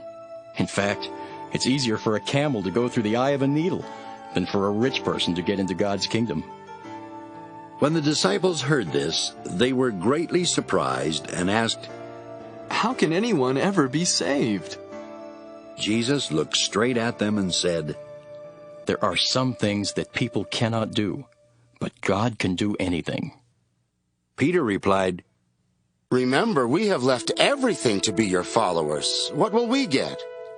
Jesus answered, "Yes, all of you have become my followers. And so in the future world, when the Son of Man sits on his glorious throne, I promise that you will sit on 12 thrones to judge the 12 tribes of Israel. All who have given up home or brothers and sisters or father and mother or children or land for me will be given 100 times as much. They will also have eternal life. But many who are now first will be last, and many who are last will be first." Matthew 20. As Jesus was telling what the kingdom of heaven would be like, he said, "Early one morning, a man went out to hire some workers for his vineyard. After he had agreed to pay them the usual amount for a day's work, he sent them off to his vineyard. About 9 that morning, the man saw some other people standing in the market with nothing to do. He said he would pay them what was fair if they would work in his vineyard. So they went. At noon, and again about 3 in the afternoon, he returned to the market. And each time he made the same agreement with others who were loafing around with nothing to do. Finally, about 5 in the afternoon, the man went back and found some others standing there. He asked them, "Why have you been standing here all day long doing nothing?" "Because no one has hired us," they answered. Then he told them to go work in his vineyard. That evening, the owner of the vineyard told the man in charge of the workers to call them in and give them their money. He also told the man to begin with the ones who were hired last. When the workers arrived, the ones who had been hired at 5 in the afternoon were given a full day's pay. The workers who had been hired first thought they would be given more than the others. But when they were given the same, they began complaining to the owner of the vineyard. They said, "The ones who were hired last worked for only 1 hour, but you paid them the same that you did us, and we worked in the hot sun all day long." The owner answered one of them, "Friend, I didn't cheat you. I paid you exactly what we agreed on. Take your money now and go. What business is it of yours if I want to pay them the same that I paid you? Don't I have the right to do what I want with my own money? Why should you be jealous if I want to be generous?" Jesus then said, "So it is. Everyone who is now first will be last, and everyone who is last will be first." As Jesus was on his way to Jerusalem, he took his 12 disciples aside and told them in private, "We are now on our way to Jerusalem, where the Son of Man will be handed over to the chief priests and the teachers of the law of Moses. They will sentence him to death, and then they will hand him over to foreigners who will make fun of him. They will beat him and nail him to a cross. But on the 3rd day, he will rise from death." The mother of James and John came to Jesus with her 2 sons. She kneeled down and started begging him to do something for her. Jesus asked her what she wanted, and she said, "When you come into your kingdom, please let one of my sons sit at your right side, and the other at your left." Jesus answered, "Not one of you knows what you are asking. Are you able to drink from the cup that I must soon drink from?" James and John said, "Yes, we are." Jesus replied, "You certainly will drink from my cup. But it is not for me to say who will sit at my right side and at my left. That is for my Father to say." When the 10 other disciples heard this, they were angry with the 2 brothers. But Jesus called the disciples together and said, You know that foreign rulers like to order their people around, and their great leaders have full power over everyone they rule. But don't act like them. If you want to be great, you must be the servant of all the others. And if you want to be first, you must be the slave of the rest. The Son of Man did not come to be a slave master, but a slave who will give his life to rescue many people. Jesus was followed by a large crowd as he and his disciples were leaving Jericho. 2 blind men were sitting beside the road. When they heard that Jesus was coming their way, they shouted, Lord and Son of David, have pity on us! The crowd told them to be quiet, but they shouted even louder, Lord, Son of David, have pity on us! When Jesus heard them, he stopped and asked, What do you want me to do for you? They answered, Lord, we want to see. Jesus felt sorry for them and touched their eyes. Right away they could see, and they became his followers. Matthew 21. When Jesus and his disciples came near to Jerusalem, he went to Bethphage on the Mount of Olives, and sent 2 of them on ahead. He told them, Go into the next village, where you will at once find a donkey and her colt. Untie the 2 donkeys and bring them to me. If anyone asks, Why are you doing that? Just say, The Lord needs them. Right away he will let you have the donkeys. So God's promise came true just as the prophet had said. Announce to the people of Jerusalem, Your king is coming to you. He is humble and rides on a donkey. He comes on the colt of a donkey. The disciples left and did what Jesus had told them to do. They brought the donkey and its colt and laid some clothes on their backs. Then Jesus got on. Many people spread clothes in the road, while others put down branches which they had cut from trees. Some people walked ahead of Jesus, and others followed behind. They were all shouting, Hooray for the Son of David! God bless the one who comes in the name of the Lord! Hooray for God in heaven above! When Jesus came to Jerusalem, everyone in the city was excited and asked, Who can this be? The crowd answered, This is Jesus, the prophet from Nazareth in Galilee. Jesus went into the temple and chased out everyone who was selling or buying. He turned over the tables of the money changers and the benches of the ones who were selling doves. He told them, The Scriptures say, My house should be called a place of worship, but you have turned it into a place where robbers hide. Blind and lame people came to Jesus in the temple, and he healed them. But the chief priests and the teachers of the law of Moses were angry when they saw his miracles and heard the children shouting praises to the Son of David. The men said to Jesus, Don't you hear what those children are saying? Yes, I do. Jesus answered, Don't you know that the Scriptures say, Children and infants will sing praises? Then Jesus left the city and went out to the village of Bethany, where he spent the night. When Jesus got up the next morning, he was hungry. He started out for the city, and along the way he saw a fig tree. But when he came to it, he found only leaves and no figs. So he told the tree, You will never again grow any fruit. Right then the fig tree dried up. The disciples were shocked when they saw how quickly the tree had dried up. But Jesus said to them, If you have faith and don't doubt, I promise that you can do what I did to this tree. And you will be able to do even more. You can tell this mountain to get up and jump into the sea, and it will. If you have faith when you pray, you will be given whatever you ask for. Jesus had gone into the temple and was teaching when the chief priest and the leaders of the people came up to him. They asked, What right do you have to do these things? Who gave you this authority? Jesus answered, I have just one question to ask you. If you answer it, I will tell you where I got the right to do these things. Who gave John the right to baptize? Was it God in heaven, or merely some human being? They thought it over and said to each other, We can't say that God gave John this right. Jesus will ask us why we didn't believe John. On the other hand, these people think that John was a prophet, and we are afraid of what they might do to us. That's why we can't say that it was merely some human who gave John the right to baptize. So they told Jesus, We don't know. Jesus said, Then I won't tell you who gave me the right to do what I do.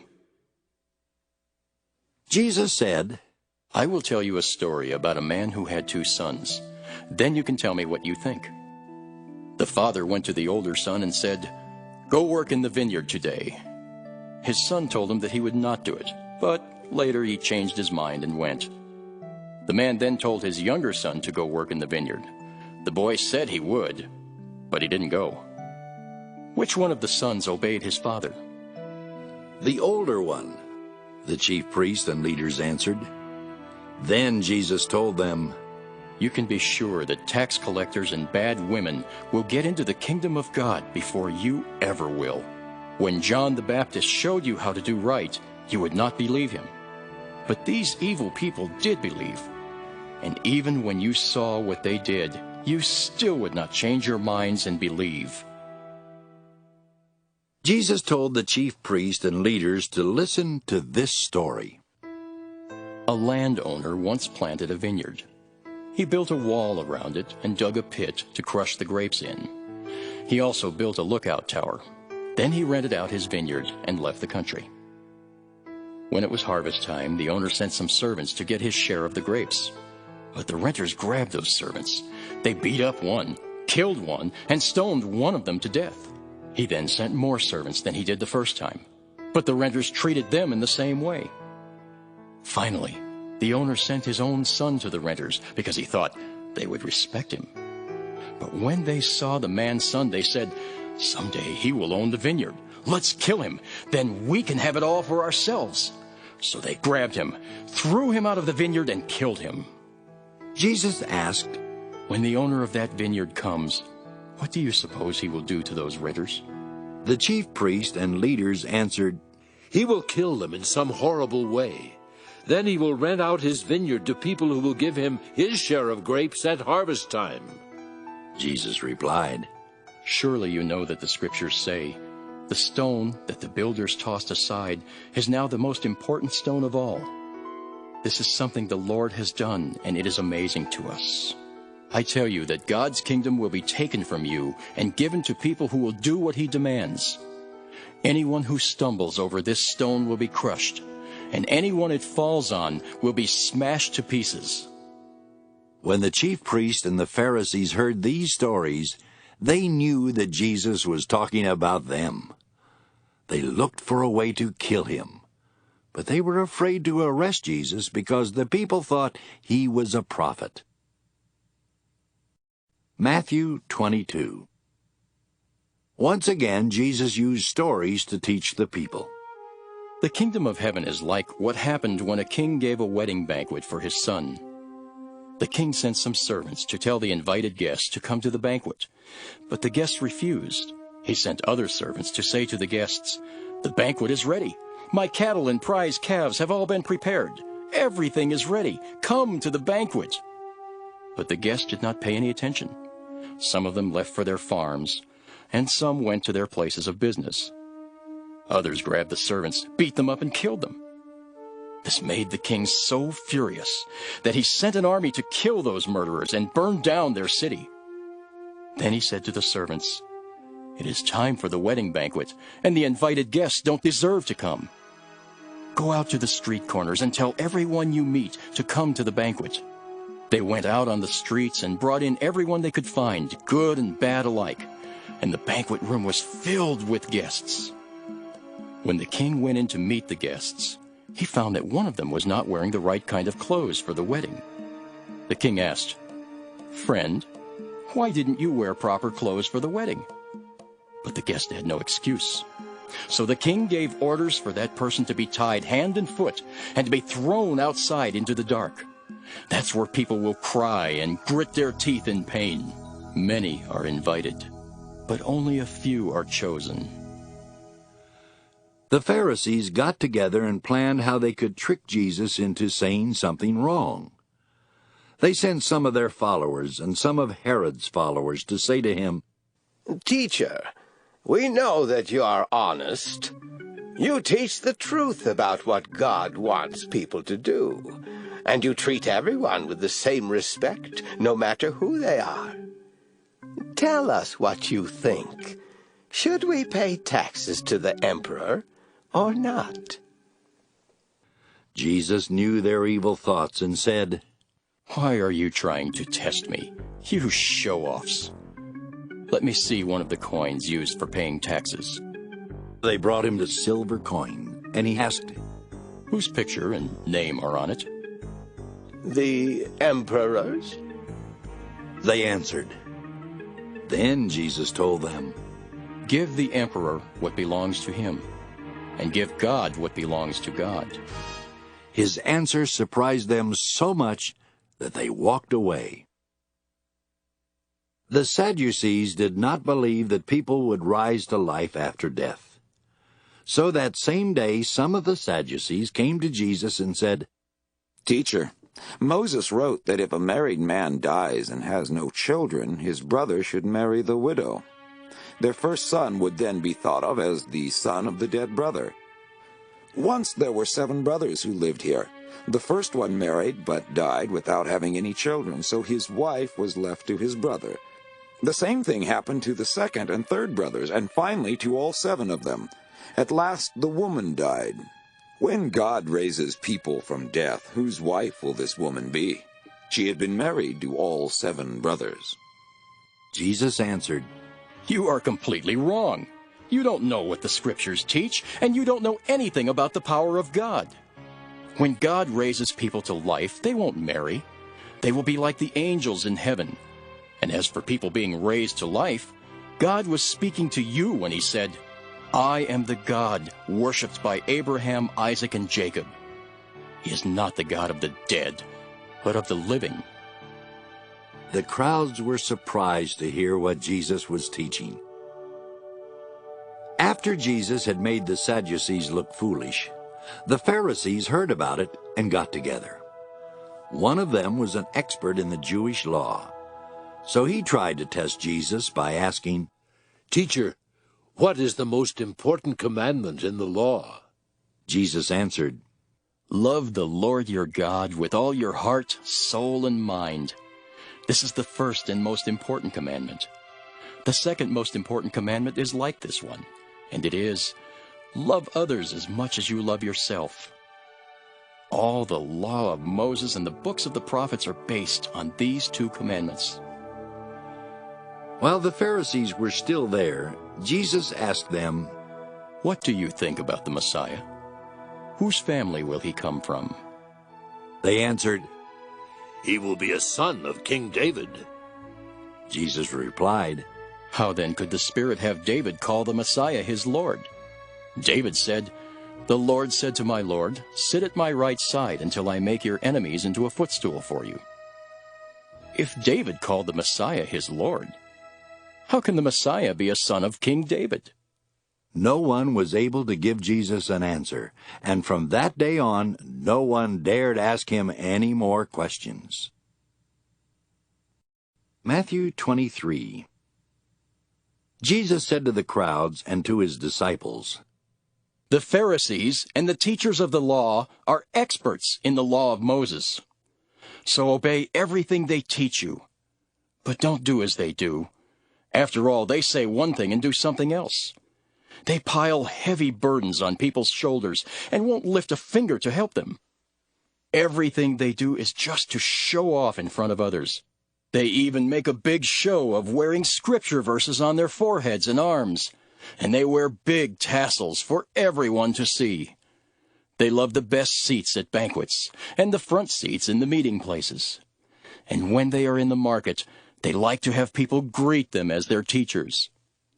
But none of you should be called a teacher, You have only one teacher, and all of you are like brothers and sisters. Don't call anyone on earth your father. All of you have the same Father in heaven. None of you should be called the leader. The Messiah is your only leader. Whoever is the greatest should be the servant of the others. If you put yourself above others, you will be put down. But if you humble yourself, you will be honored. You Pharisees and teachers of the law of Moses are in for trouble. You're nothing but show-offs.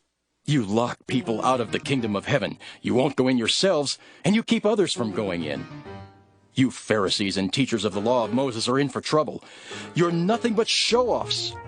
You travel over land and sea to win one follower, and when you have done so, you make that person twice as fit for hell as you are. You are in for trouble. You are supposed to lead others, but you are blind. You teach that it doesn't matter if a person swears by the temple, but you say that it does matter if someone swears by the gold in the temple. You blind fools! Which is greater, the gold or the temple that makes the gold sacred? You also teach that it doesn't matter if a person swears by the altar, but you say that it does matter if someone swears by the gift on the altar. Are you blind? Which is more important, the gift or the altar that makes the gift sacred? Anyone who swears by the altar also swears by everything on it.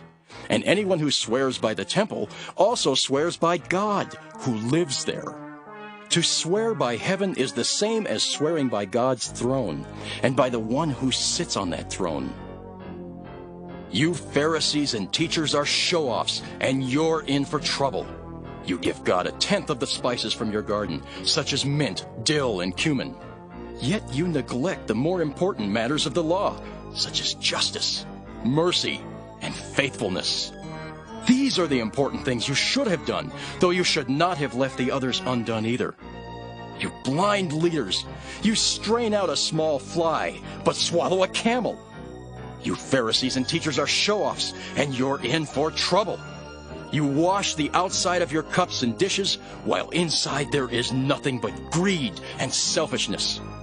You blind Pharisee, first clean the inside of the cup, and then the outside will also be clean. You Pharisees and teachers are in for trouble. You're nothing but show-offs. You're like tombs that have been whitewashed. On the outside they are beautiful, but inside they are full of bones and filth. That's what you are like. Outside you look good, but inside you are evil and only pretend to be good.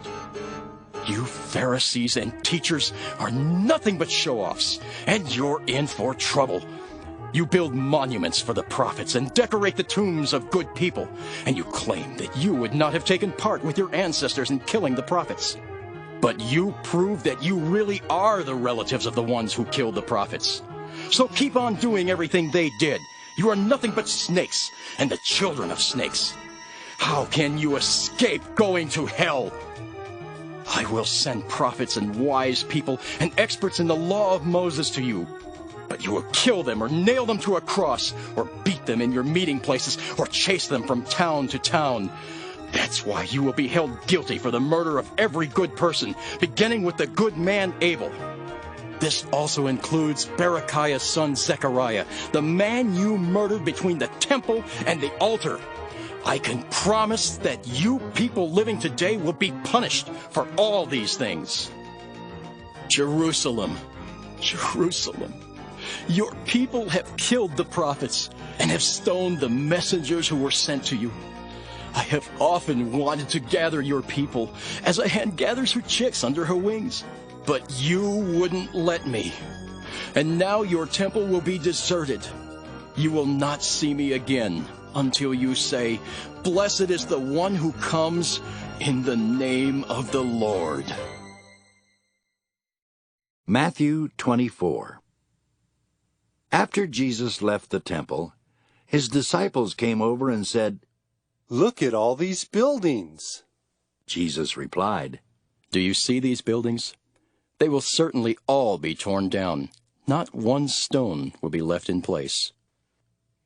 Later, as Jesus was sitting on the Mount of Olives, his disciples came to him in private and asked, When will this happen? What will be the sign of your coming and of the end of the world?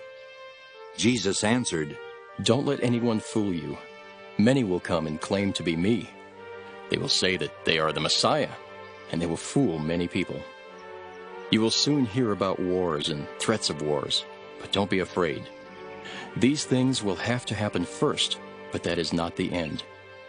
Nations and kingdoms will go to war against each other. People will starve to death, and in some places there will be earthquakes.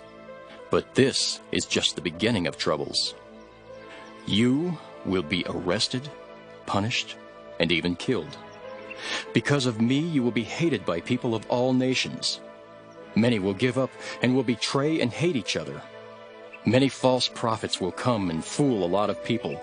Evil will spread and cause many people to stop loving others.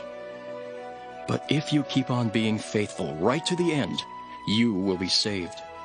When the good news about the kingdom has been preached all over the world and told to all nations, the end will come. Someday you will see that horrible thing in the holy place, just as the prophet Daniel said. Everyone who reads this must try to understand. If you are living in Judea at the time, run to the mountains. If you are on the roof of your house, don't go inside to get anything. If you are out in the field, don't go back for your coat. It will be a terrible time for women who are expecting babies or nursing young children. And pray that you won't have to escape in winter or on a Sabbath. This will be the worst time of suffering since the beginning of the world, and nothing this terrible will ever happen again. If God doesn't make the time shorter, no one will be left alive. But because of God's chosen ones, He will make the time shorter. Someone may say, "Here is the Messiah," or "There He is." But don't believe it. False messiahs and false prophets will come and work great miracles and signs. They will even try to fool God's chosen ones. But I have warned you ahead of time. If you are told that the Messiah is out in the desert, don't go there.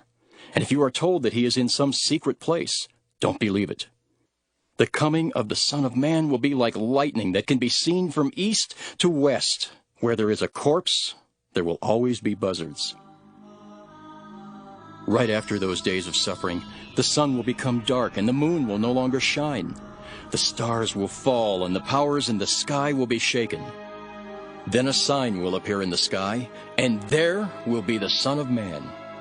All nations on earth will weep when they see the Son of Man coming on the clouds of heaven with power and great glory. At the sound of a loud trumpet, He will send His angels to bring His chosen ones together from all over the earth. Learn a lesson from a fig tree. When its branches sprout and start putting out leaves, you know that summer is near. So when you see all these things happening, you will know that the time has almost come. I can promise you that some of the people living today will still be alive when all this happens. The sky and the earth won't last forever, but my words will. No one knows the day or hour. The angels in heaven don't know, and the Son Himself doesn't know. Only the Father knows. When the Son of Man appears, things will be just as they were when Noah lived. People were eating, drinking, and getting married right up to the day the flood came and Noah went into the big boat. They didn't know anything was happening until the flood came and swept them all away. That is how it'll be when the Son of Man appears. 2 men will be in the same field, but only one will be taken. The other will be left. 2 women will be together grinding grain, but only one will be taken. The other will be left. So be on your guard. You don't know when your Lord will come. Homeowners never know when a thief is coming, and they are always on guard to keep one from breaking in. Always be ready. You don't know when the Son of Man will come. Who are faithful and wise servants? Who are the ones the master will put in charge of giving the other servants their food supplies at the proper time? Servants are fortunate if their master comes and finds them doing their job. You may be sure that a servant who is always faithful will be put in charge of everything the master owns. But suppose one of the servants thinks that the master will not return until late. Suppose that evil servant starts beating all the other servants and eats and drinks with people who are drunk. If that happens, the master will surely come on a day and at a time when the servant least expects him. That servant will then be punished and thrown out with the ones who only pretended to serve their master. There they will cry and grit their teeth in pain. Matthew 25. The kingdom of heaven is like what happened one night when 10 girls took their oil lamps and went to a wedding to meet the groom. 5 of the girls were foolish and 5 were wise. The foolish ones took their lamps, but no extra oil. The ones who were wise took along extra oil for their lamps. The groom was late arriving, and the girls became drowsy and fell asleep. Then in the middle of the night someone shouted, "Here's the groom! Come to meet him!" When the girls got up and started getting their lamps ready, the foolish ones said to the others, "Let us have some of your oil. Our lamps are going out." The girls who were wise answered, "There's not enough oil for all of us. Go and buy some for yourselves." While the foolish girls were on their way to get some oil, the groom arrived. The girls who were ready went into the wedding, and the doors were closed. Later the other girls returned and shouted, "Sir, sir, open the door for us." But the groom replied, "I don't even know you." So my disciples, always be ready. You don't know the day or the time when all this will happen. The kingdom is also like what happened when a man went away and put his 3 servants in charge of all he owned. The man knew what each servant could do, so he handed 5,000 coins to the first servant, 2,000 to the second, and 1,000 to the third. Then he left the country. As soon as the man had gone, the servant with the 5,000 coins used them to earn 5,000 more. The servant who had 2,000 coins did the same with his money and earned 2,000 more. But the servant with 1,000 coins dug a hole and hid his master's money in the ground. Sometime later the master of those servants returned. He called them in and asked what they had done with his money. The servant who had been given 5,000 coins brought them in with the 5,000 that he had earned. He said, "Sir, you gave me 5,000 coins, and I have earned 5,000 more." "Wonderful," his master replied. "You are a good and faithful servant. I left you in charge of only a little, but now I will put you in charge of much more. Come and share in my happiness." Next, the servant who had been given 2,000 coins came in and said, "Sir, you gave me 2,000 coins, and I have earned 2,000 more." "Wonderful," his master replied. "You are a good and faithful servant. I left you in charge of only a little, but now I will put you in charge of much more. Come and share in my happiness." The servant who had been given 1,000 coins then came in and said, "Sir, I know that you are hard to get along with. You harvest what you don't plant and gather crops where you have not scattered seed. I was frightened and went out and hid your money in the ground. Here is every single coin." The master of the servant told him, "You are lazy and good for nothing. You know that I harvest what I don't plant and gather crops where I have not scattered seed. You could have at least put my money in the bank so that I could have earned interest on it." Then the master said, "Now your money will be taken away and given to the servant with 10,000 coins. Everyone who has something will be given more, and they will have more than enough. But everything will be taken from those who don't have anything. You are a worthless servant, and you will be thrown out into the dark where people will cry and grit their teeth in pain. When the Son of Man comes in his glory with all his angels, he will sit on his royal throne. The people of all nations will be brought before him, and he will separate them as shepherds separate their sheep from their goats. He will place the sheep on his right and the goats on his left. Then the king will say to those on his right, "My Father has blessed you. Come and receive the kingdom that was prepared for you before the world was created. When I was hungry, you gave me something to eat, and when I was thirsty, you gave me something to drink. When I was a stranger, you welcomed me, and when I was naked, you gave me clothes to wear. When I was sick, you took care of me, and when I was in jail, you visited me." Then the ones who pleased the Lord will ask, "When did we give you something to eat or drink? When did we welcome you as a stranger, or give you clothes to wear, or visit you while you were sick or in jail?" The king will answer, "Whenever you did it for any of my people, no matter how unimportant they seemed, you did it for me." Then the king will say to those on his left, "Get away from me, You are under God's curse. Go into the everlasting fire prepared for the devil and his angels. I was hungry, but you did not give me anything to eat.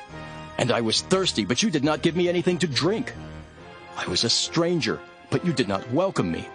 And I was naked, but you did not give me any clothes to wear. I was sick and in jail, but you did not take care of me.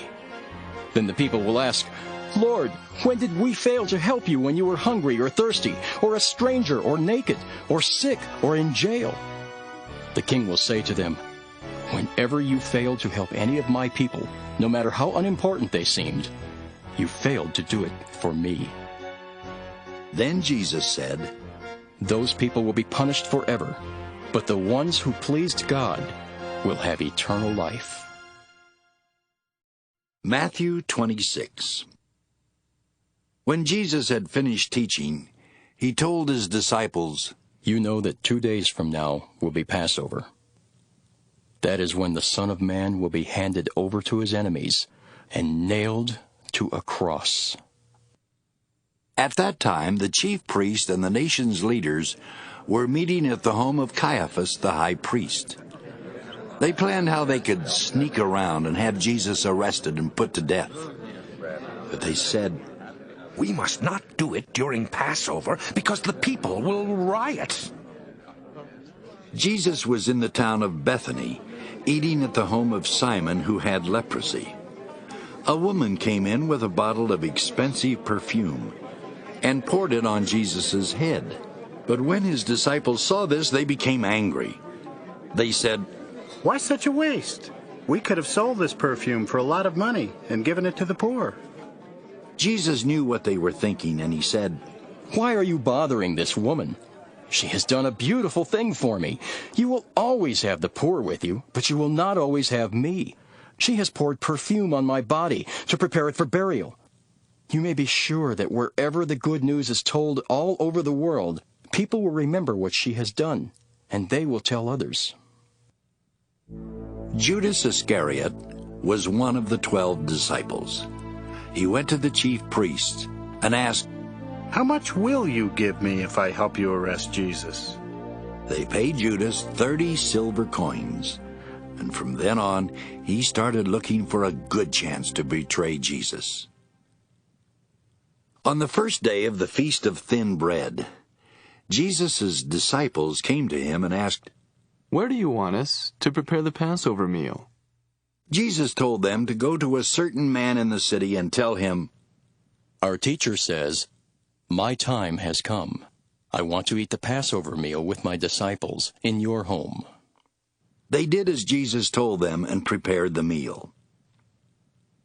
When Jesus was eating with his 12 disciples that evening, he said, one of you will surely hand me over to my enemies. The disciples were very sad, and each one said to Jesus, surely, Lord, you don't mean me. He answered, one of you men who has eaten with me from this dish will betray me. The Son of Man will die, as the Scriptures say, but it's going to be terrible for the one who betrays me. That man would be better off if he had never been born. Judas said, teacher, surely you don't mean me. That's what you say. Jesus replied, but later Judas did betray him. During the meal, Jesus took some bread in his hands. He blessed the bread and broke it. Then he gave it to his disciples and said, take this and eat it. This is my body. Jesus picked up a cup of wine and gave thanks to God. He then gave it to his disciples and said, take this and drink it. This is my blood, and with it God makes his agreement with you. It will be poured out so that many people will have their sins forgiven. From now on, I am not going to drink any wine until I drink new wine with you in my Father's kingdom. Then they sang a hymn and went out to the Mount of Olives. Jesus said to his disciples, during this very night, all of you will reject me, as the Scriptures say. I will strike down the shepherd, and the sheep will be scattered. But after I am raised to life, I will go to Galilee ahead of you. Peter spoke up. Even if all the others reject you, I never will. Jesus replied, I promise you that before a rooster crows tonight, you will say 3 times that you don't know me. But Peter said, Even if I have to die with you, I will never say I don't know you. All the others said the same thing. Jesus went with his disciples to a place called Gethsemane. When they got there, he told them, Sit here while I go over there and pray. Jesus took along Peter and the 2 brothers James and John. He was very sad and troubled, and he said to them, I am so sad that I feel as if I am dying. Stay here and keep awake with me. Jesus walked on a little way. Then he kneeled with his face to the ground and prayed, My Father, if it is possible, don't make me suffer by having me drink from this cup. But do what you want, and not what I want. He came back and found his disciples sleeping. So he said to Peter, Can't any of you stay awake with me for just 1 hour? Stay awake and pray that you will not be tested. You want to do what is right, but you are weak. Again Jesus went to pray and said, My Father, if there is no other way and I must suffer, I will still do what you want. Jesus came back and found them sleeping again. They simply could not keep their eyes open. He left them and prayed the same prayer once more. Finally, Jesus returned to his disciples and said, Are you still sleeping and resting? The time has come for the Son of Man to be handed over to sinners. Get up, let's go. The one who will betray me is already here. Jesus was still speaking when Judas the betrayer came up. He was one of the 12 disciples, and a large mob, armed with swords and clubs, was with him. They had been sent by the chief priest and the nation's leaders. Judas had told them ahead of time, Arrest the man I greet with a kiss. Judas walked right up to Jesus and said, Hello, teacher. Then Judas kissed him. Jesus replied, My friend, why are you here? The men grabbed Jesus and arrested him. One of Jesus' followers pulled out a sword. He struck the servant of the high priest and cut off his ear. But Jesus told him, Put your sword away. Anyone who lives by fighting will die by fighting. Don't you know that I could ask my Father, and right away he would send me more than 12 armies of angels? But then, how could the words of the Scriptures come true, which say that this must happen? Jesus said to the mob, Why do you come with swords and clubs to arrest me like a criminal? Day after day I sat and taught in the temple, and you didn't arrest me. But all this happened so that what the prophets wrote would come true. All of Jesus' disciples left him and ran away. After Jesus had been arrested, he was led off to the house of Caiaphas the high priest. The nation's leaders and the teachers of the law of Moses were meeting there. But Peter followed along at a distance and came to the courtyard of the high priest's palace. He went in and sat down with the guards to see what was going to happen. The chief priest and the whole council wanted to put Jesus to death. So they tried to find some people who would tell lies about him in court. But they could not find any, even though many did come and tell lies. At last 2 men came forward and said, This man claimed that he would tear down God's temple and build it again in 3 days. The high priest stood up and asked Jesus, Why don't you say something in your own defense? Don't you hear the charges they're making against you? But Jesus did not answer. So the high priest said, With the living God looking on, you must tell the truth. Tell us, are you the Messiah, the Son of God? That is what you say, Jesus answered. But I tell all of you, soon you will see the Son of Man sitting at the right side of God All-Powerful and coming on the clouds of heaven. The high priest then tore his robe and said, This man claims to be God. We don't need any more witnesses. You have heard what he said. What do you think? They answered, He is guilty and deserves to die. Then they spit in his face and hit him with their fists. Others slapped him and said, You think you're the Messiah? So tell us, who hit you? While Peter was sitting out in the courtyard, a servant girl came up to him and said, You were with Jesus from Galilee. But in front of everyone, Peter said, That's not so. I don't know what you're talking about. When Peter had gone out to the gate, another servant girl saw him and said to some people there, This man was with Jesus from Nazareth. Again Peter denied it, and this time he swore, I don't even know that man. A little while later, some people standing there walked over to Peter and said, We know that you are one of them. We can tell it because you talk like someone from Galilee. Peter began to curse and swear, I don't know that man. Right then a rooster crowed, and Peter remembered that Jesus had said, Before a rooster crows, you will say 3 times that you don't know me. Then Peter went out and cried hard.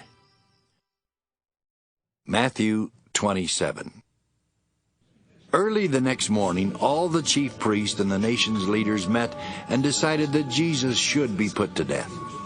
They tied him up and led him away to Pilate the governor. When Judas learned that Jesus had been sentenced to death, he was sorry for what he had done. He returned the 30 silver coins to the chief priests and leaders and said, I have sinned by betraying a man who has never done anything wrong. So what? That's your problem, they replied. Judas threw the money into the temple and then went out and hanged himself. The chief priests picked up the money and said, This money was paid to have a man killed. We can't put it in the temple treasury. Then they had a meeting and decided to buy a field that belonged to someone who made clay pots. They wanted to use it as a graveyard for foreigners. That is why people still call that place Field of Blood. So the words of the prophet Jeremiah came true. They took the 30 silver coins, the price of a person among the people of Israel. They paid it for a potter's field, as the Lord had commanded me. Jesus was brought before Pilate the governor, who asked him, Are you the king of the Jews? Those are your words, Jesus answered. And when the chief priests and leaders brought their charges against him, he did not say a thing. Pilate asked him, Don't you hear what crimes they say you have done? But Jesus did not say anything, and the governor was greatly amazed. During Passover, the governor always freed a prisoner chosen by the people. At that time, a well-known terrorist named Jesus Barabbas was in jail. So when the crowd came together, Pilate asked them, Which prisoner do you want me to set free? Do you want Jesus Barabbas, or Jesus who is called the Messiah? Pilate knew that the leaders had brought Jesus to him because they were jealous. While Pilate was judging the case, his wife sent him a message. It said, Don't have anything to do with that innocent man. I have had nightmares because of him. But the chief priests and the leaders convinced the crowds to ask for Barabbas to be set free and for Jesus to be killed. Pilate asked the crowd again, Which of these 2 men do you want me to set free? Barabbas! They replied. Pilate asked them, What am I to do with Jesus, who is called the Messiah? They all yelled, Nail him to a cross! Pilate answered, But what crime has he done? Nail him to a cross!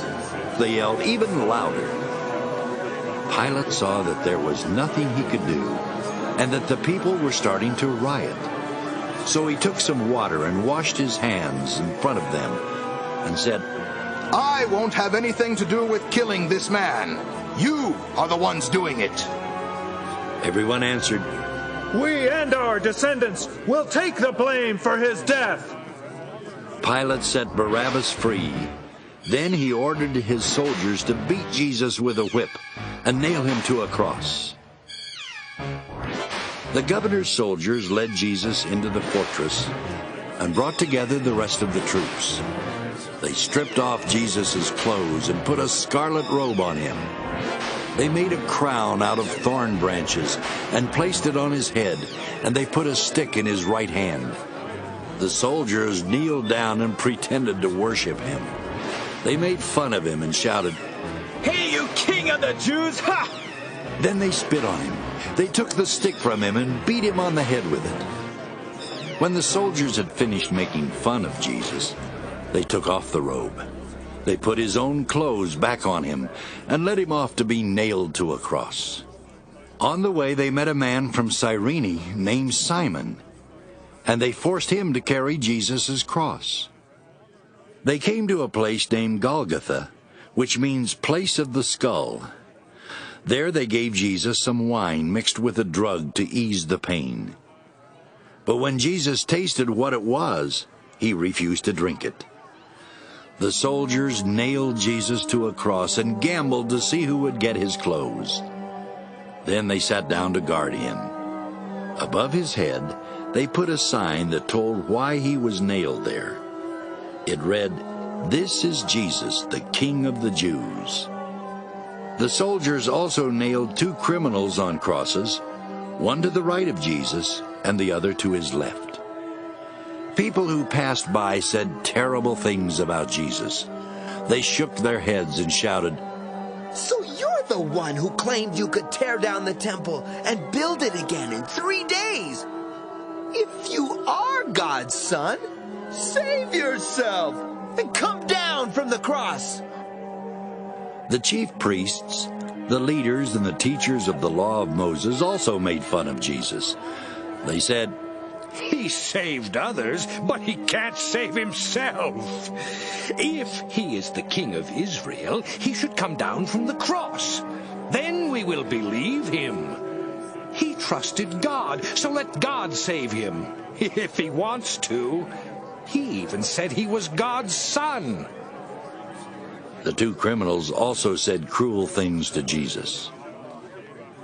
At noon, the sky turned dark and stayed that way until 3 o'clock. Then, about that time, Jesus shouted, Eli, Eli, lama sabachthani, which means, My God, why have you deserted me?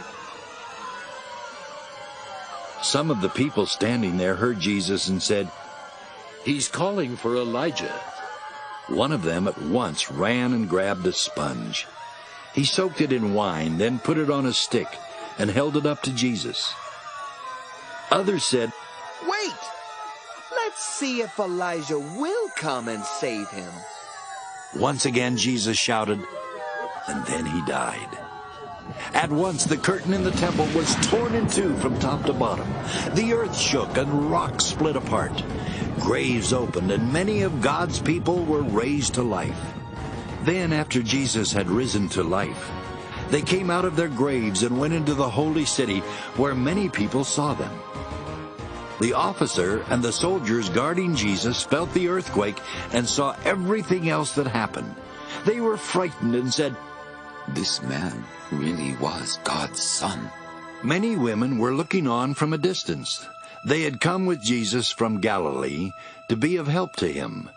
Mary Magdalene, Mary, the mother of James and Joseph, and the mother of James and John were some of these women. That evening, a rich disciple named Joseph from the town of Arimathea went and asked for Jesus' body.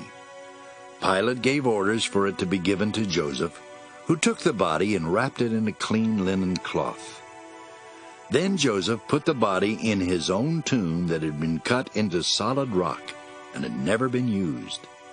He rolled a big stone against the entrance to the tomb and went away. All this time, Mary Magdalene and the other Mary were sitting across from the tomb. On the next day, which was a Sabbath, the chief priests and the Pharisees went together to Pilate. They said, "Sir, we remember what that liar said while he was still alive. He claimed that in 3 days he would come back from death. So please order the tomb to be carefully guarded for 3 days. If you don't, his disciples may come and steal his body. They will tell the people that he has been raised to life, and this last lie will be worse than the first one." Pilate said to them, "All right, take some of your soldiers and guard the tomb as well as you know how." So they sealed it tight and placed soldiers there to guard it. Matthew 28. The Sabbath was over, and it was almost daybreak on Sunday, when Mary Magdalene and the other Mary went to see the tomb. Suddenly a strong earthquake struck, and the Lord's angel came down from heaven. He rolled away the stone and sat on it. The angel looked as bright as lightning, and his clothes were white as snow. The guards shook from fear and fell down as though they were dead. The angel said to the women, "Don't be afraid.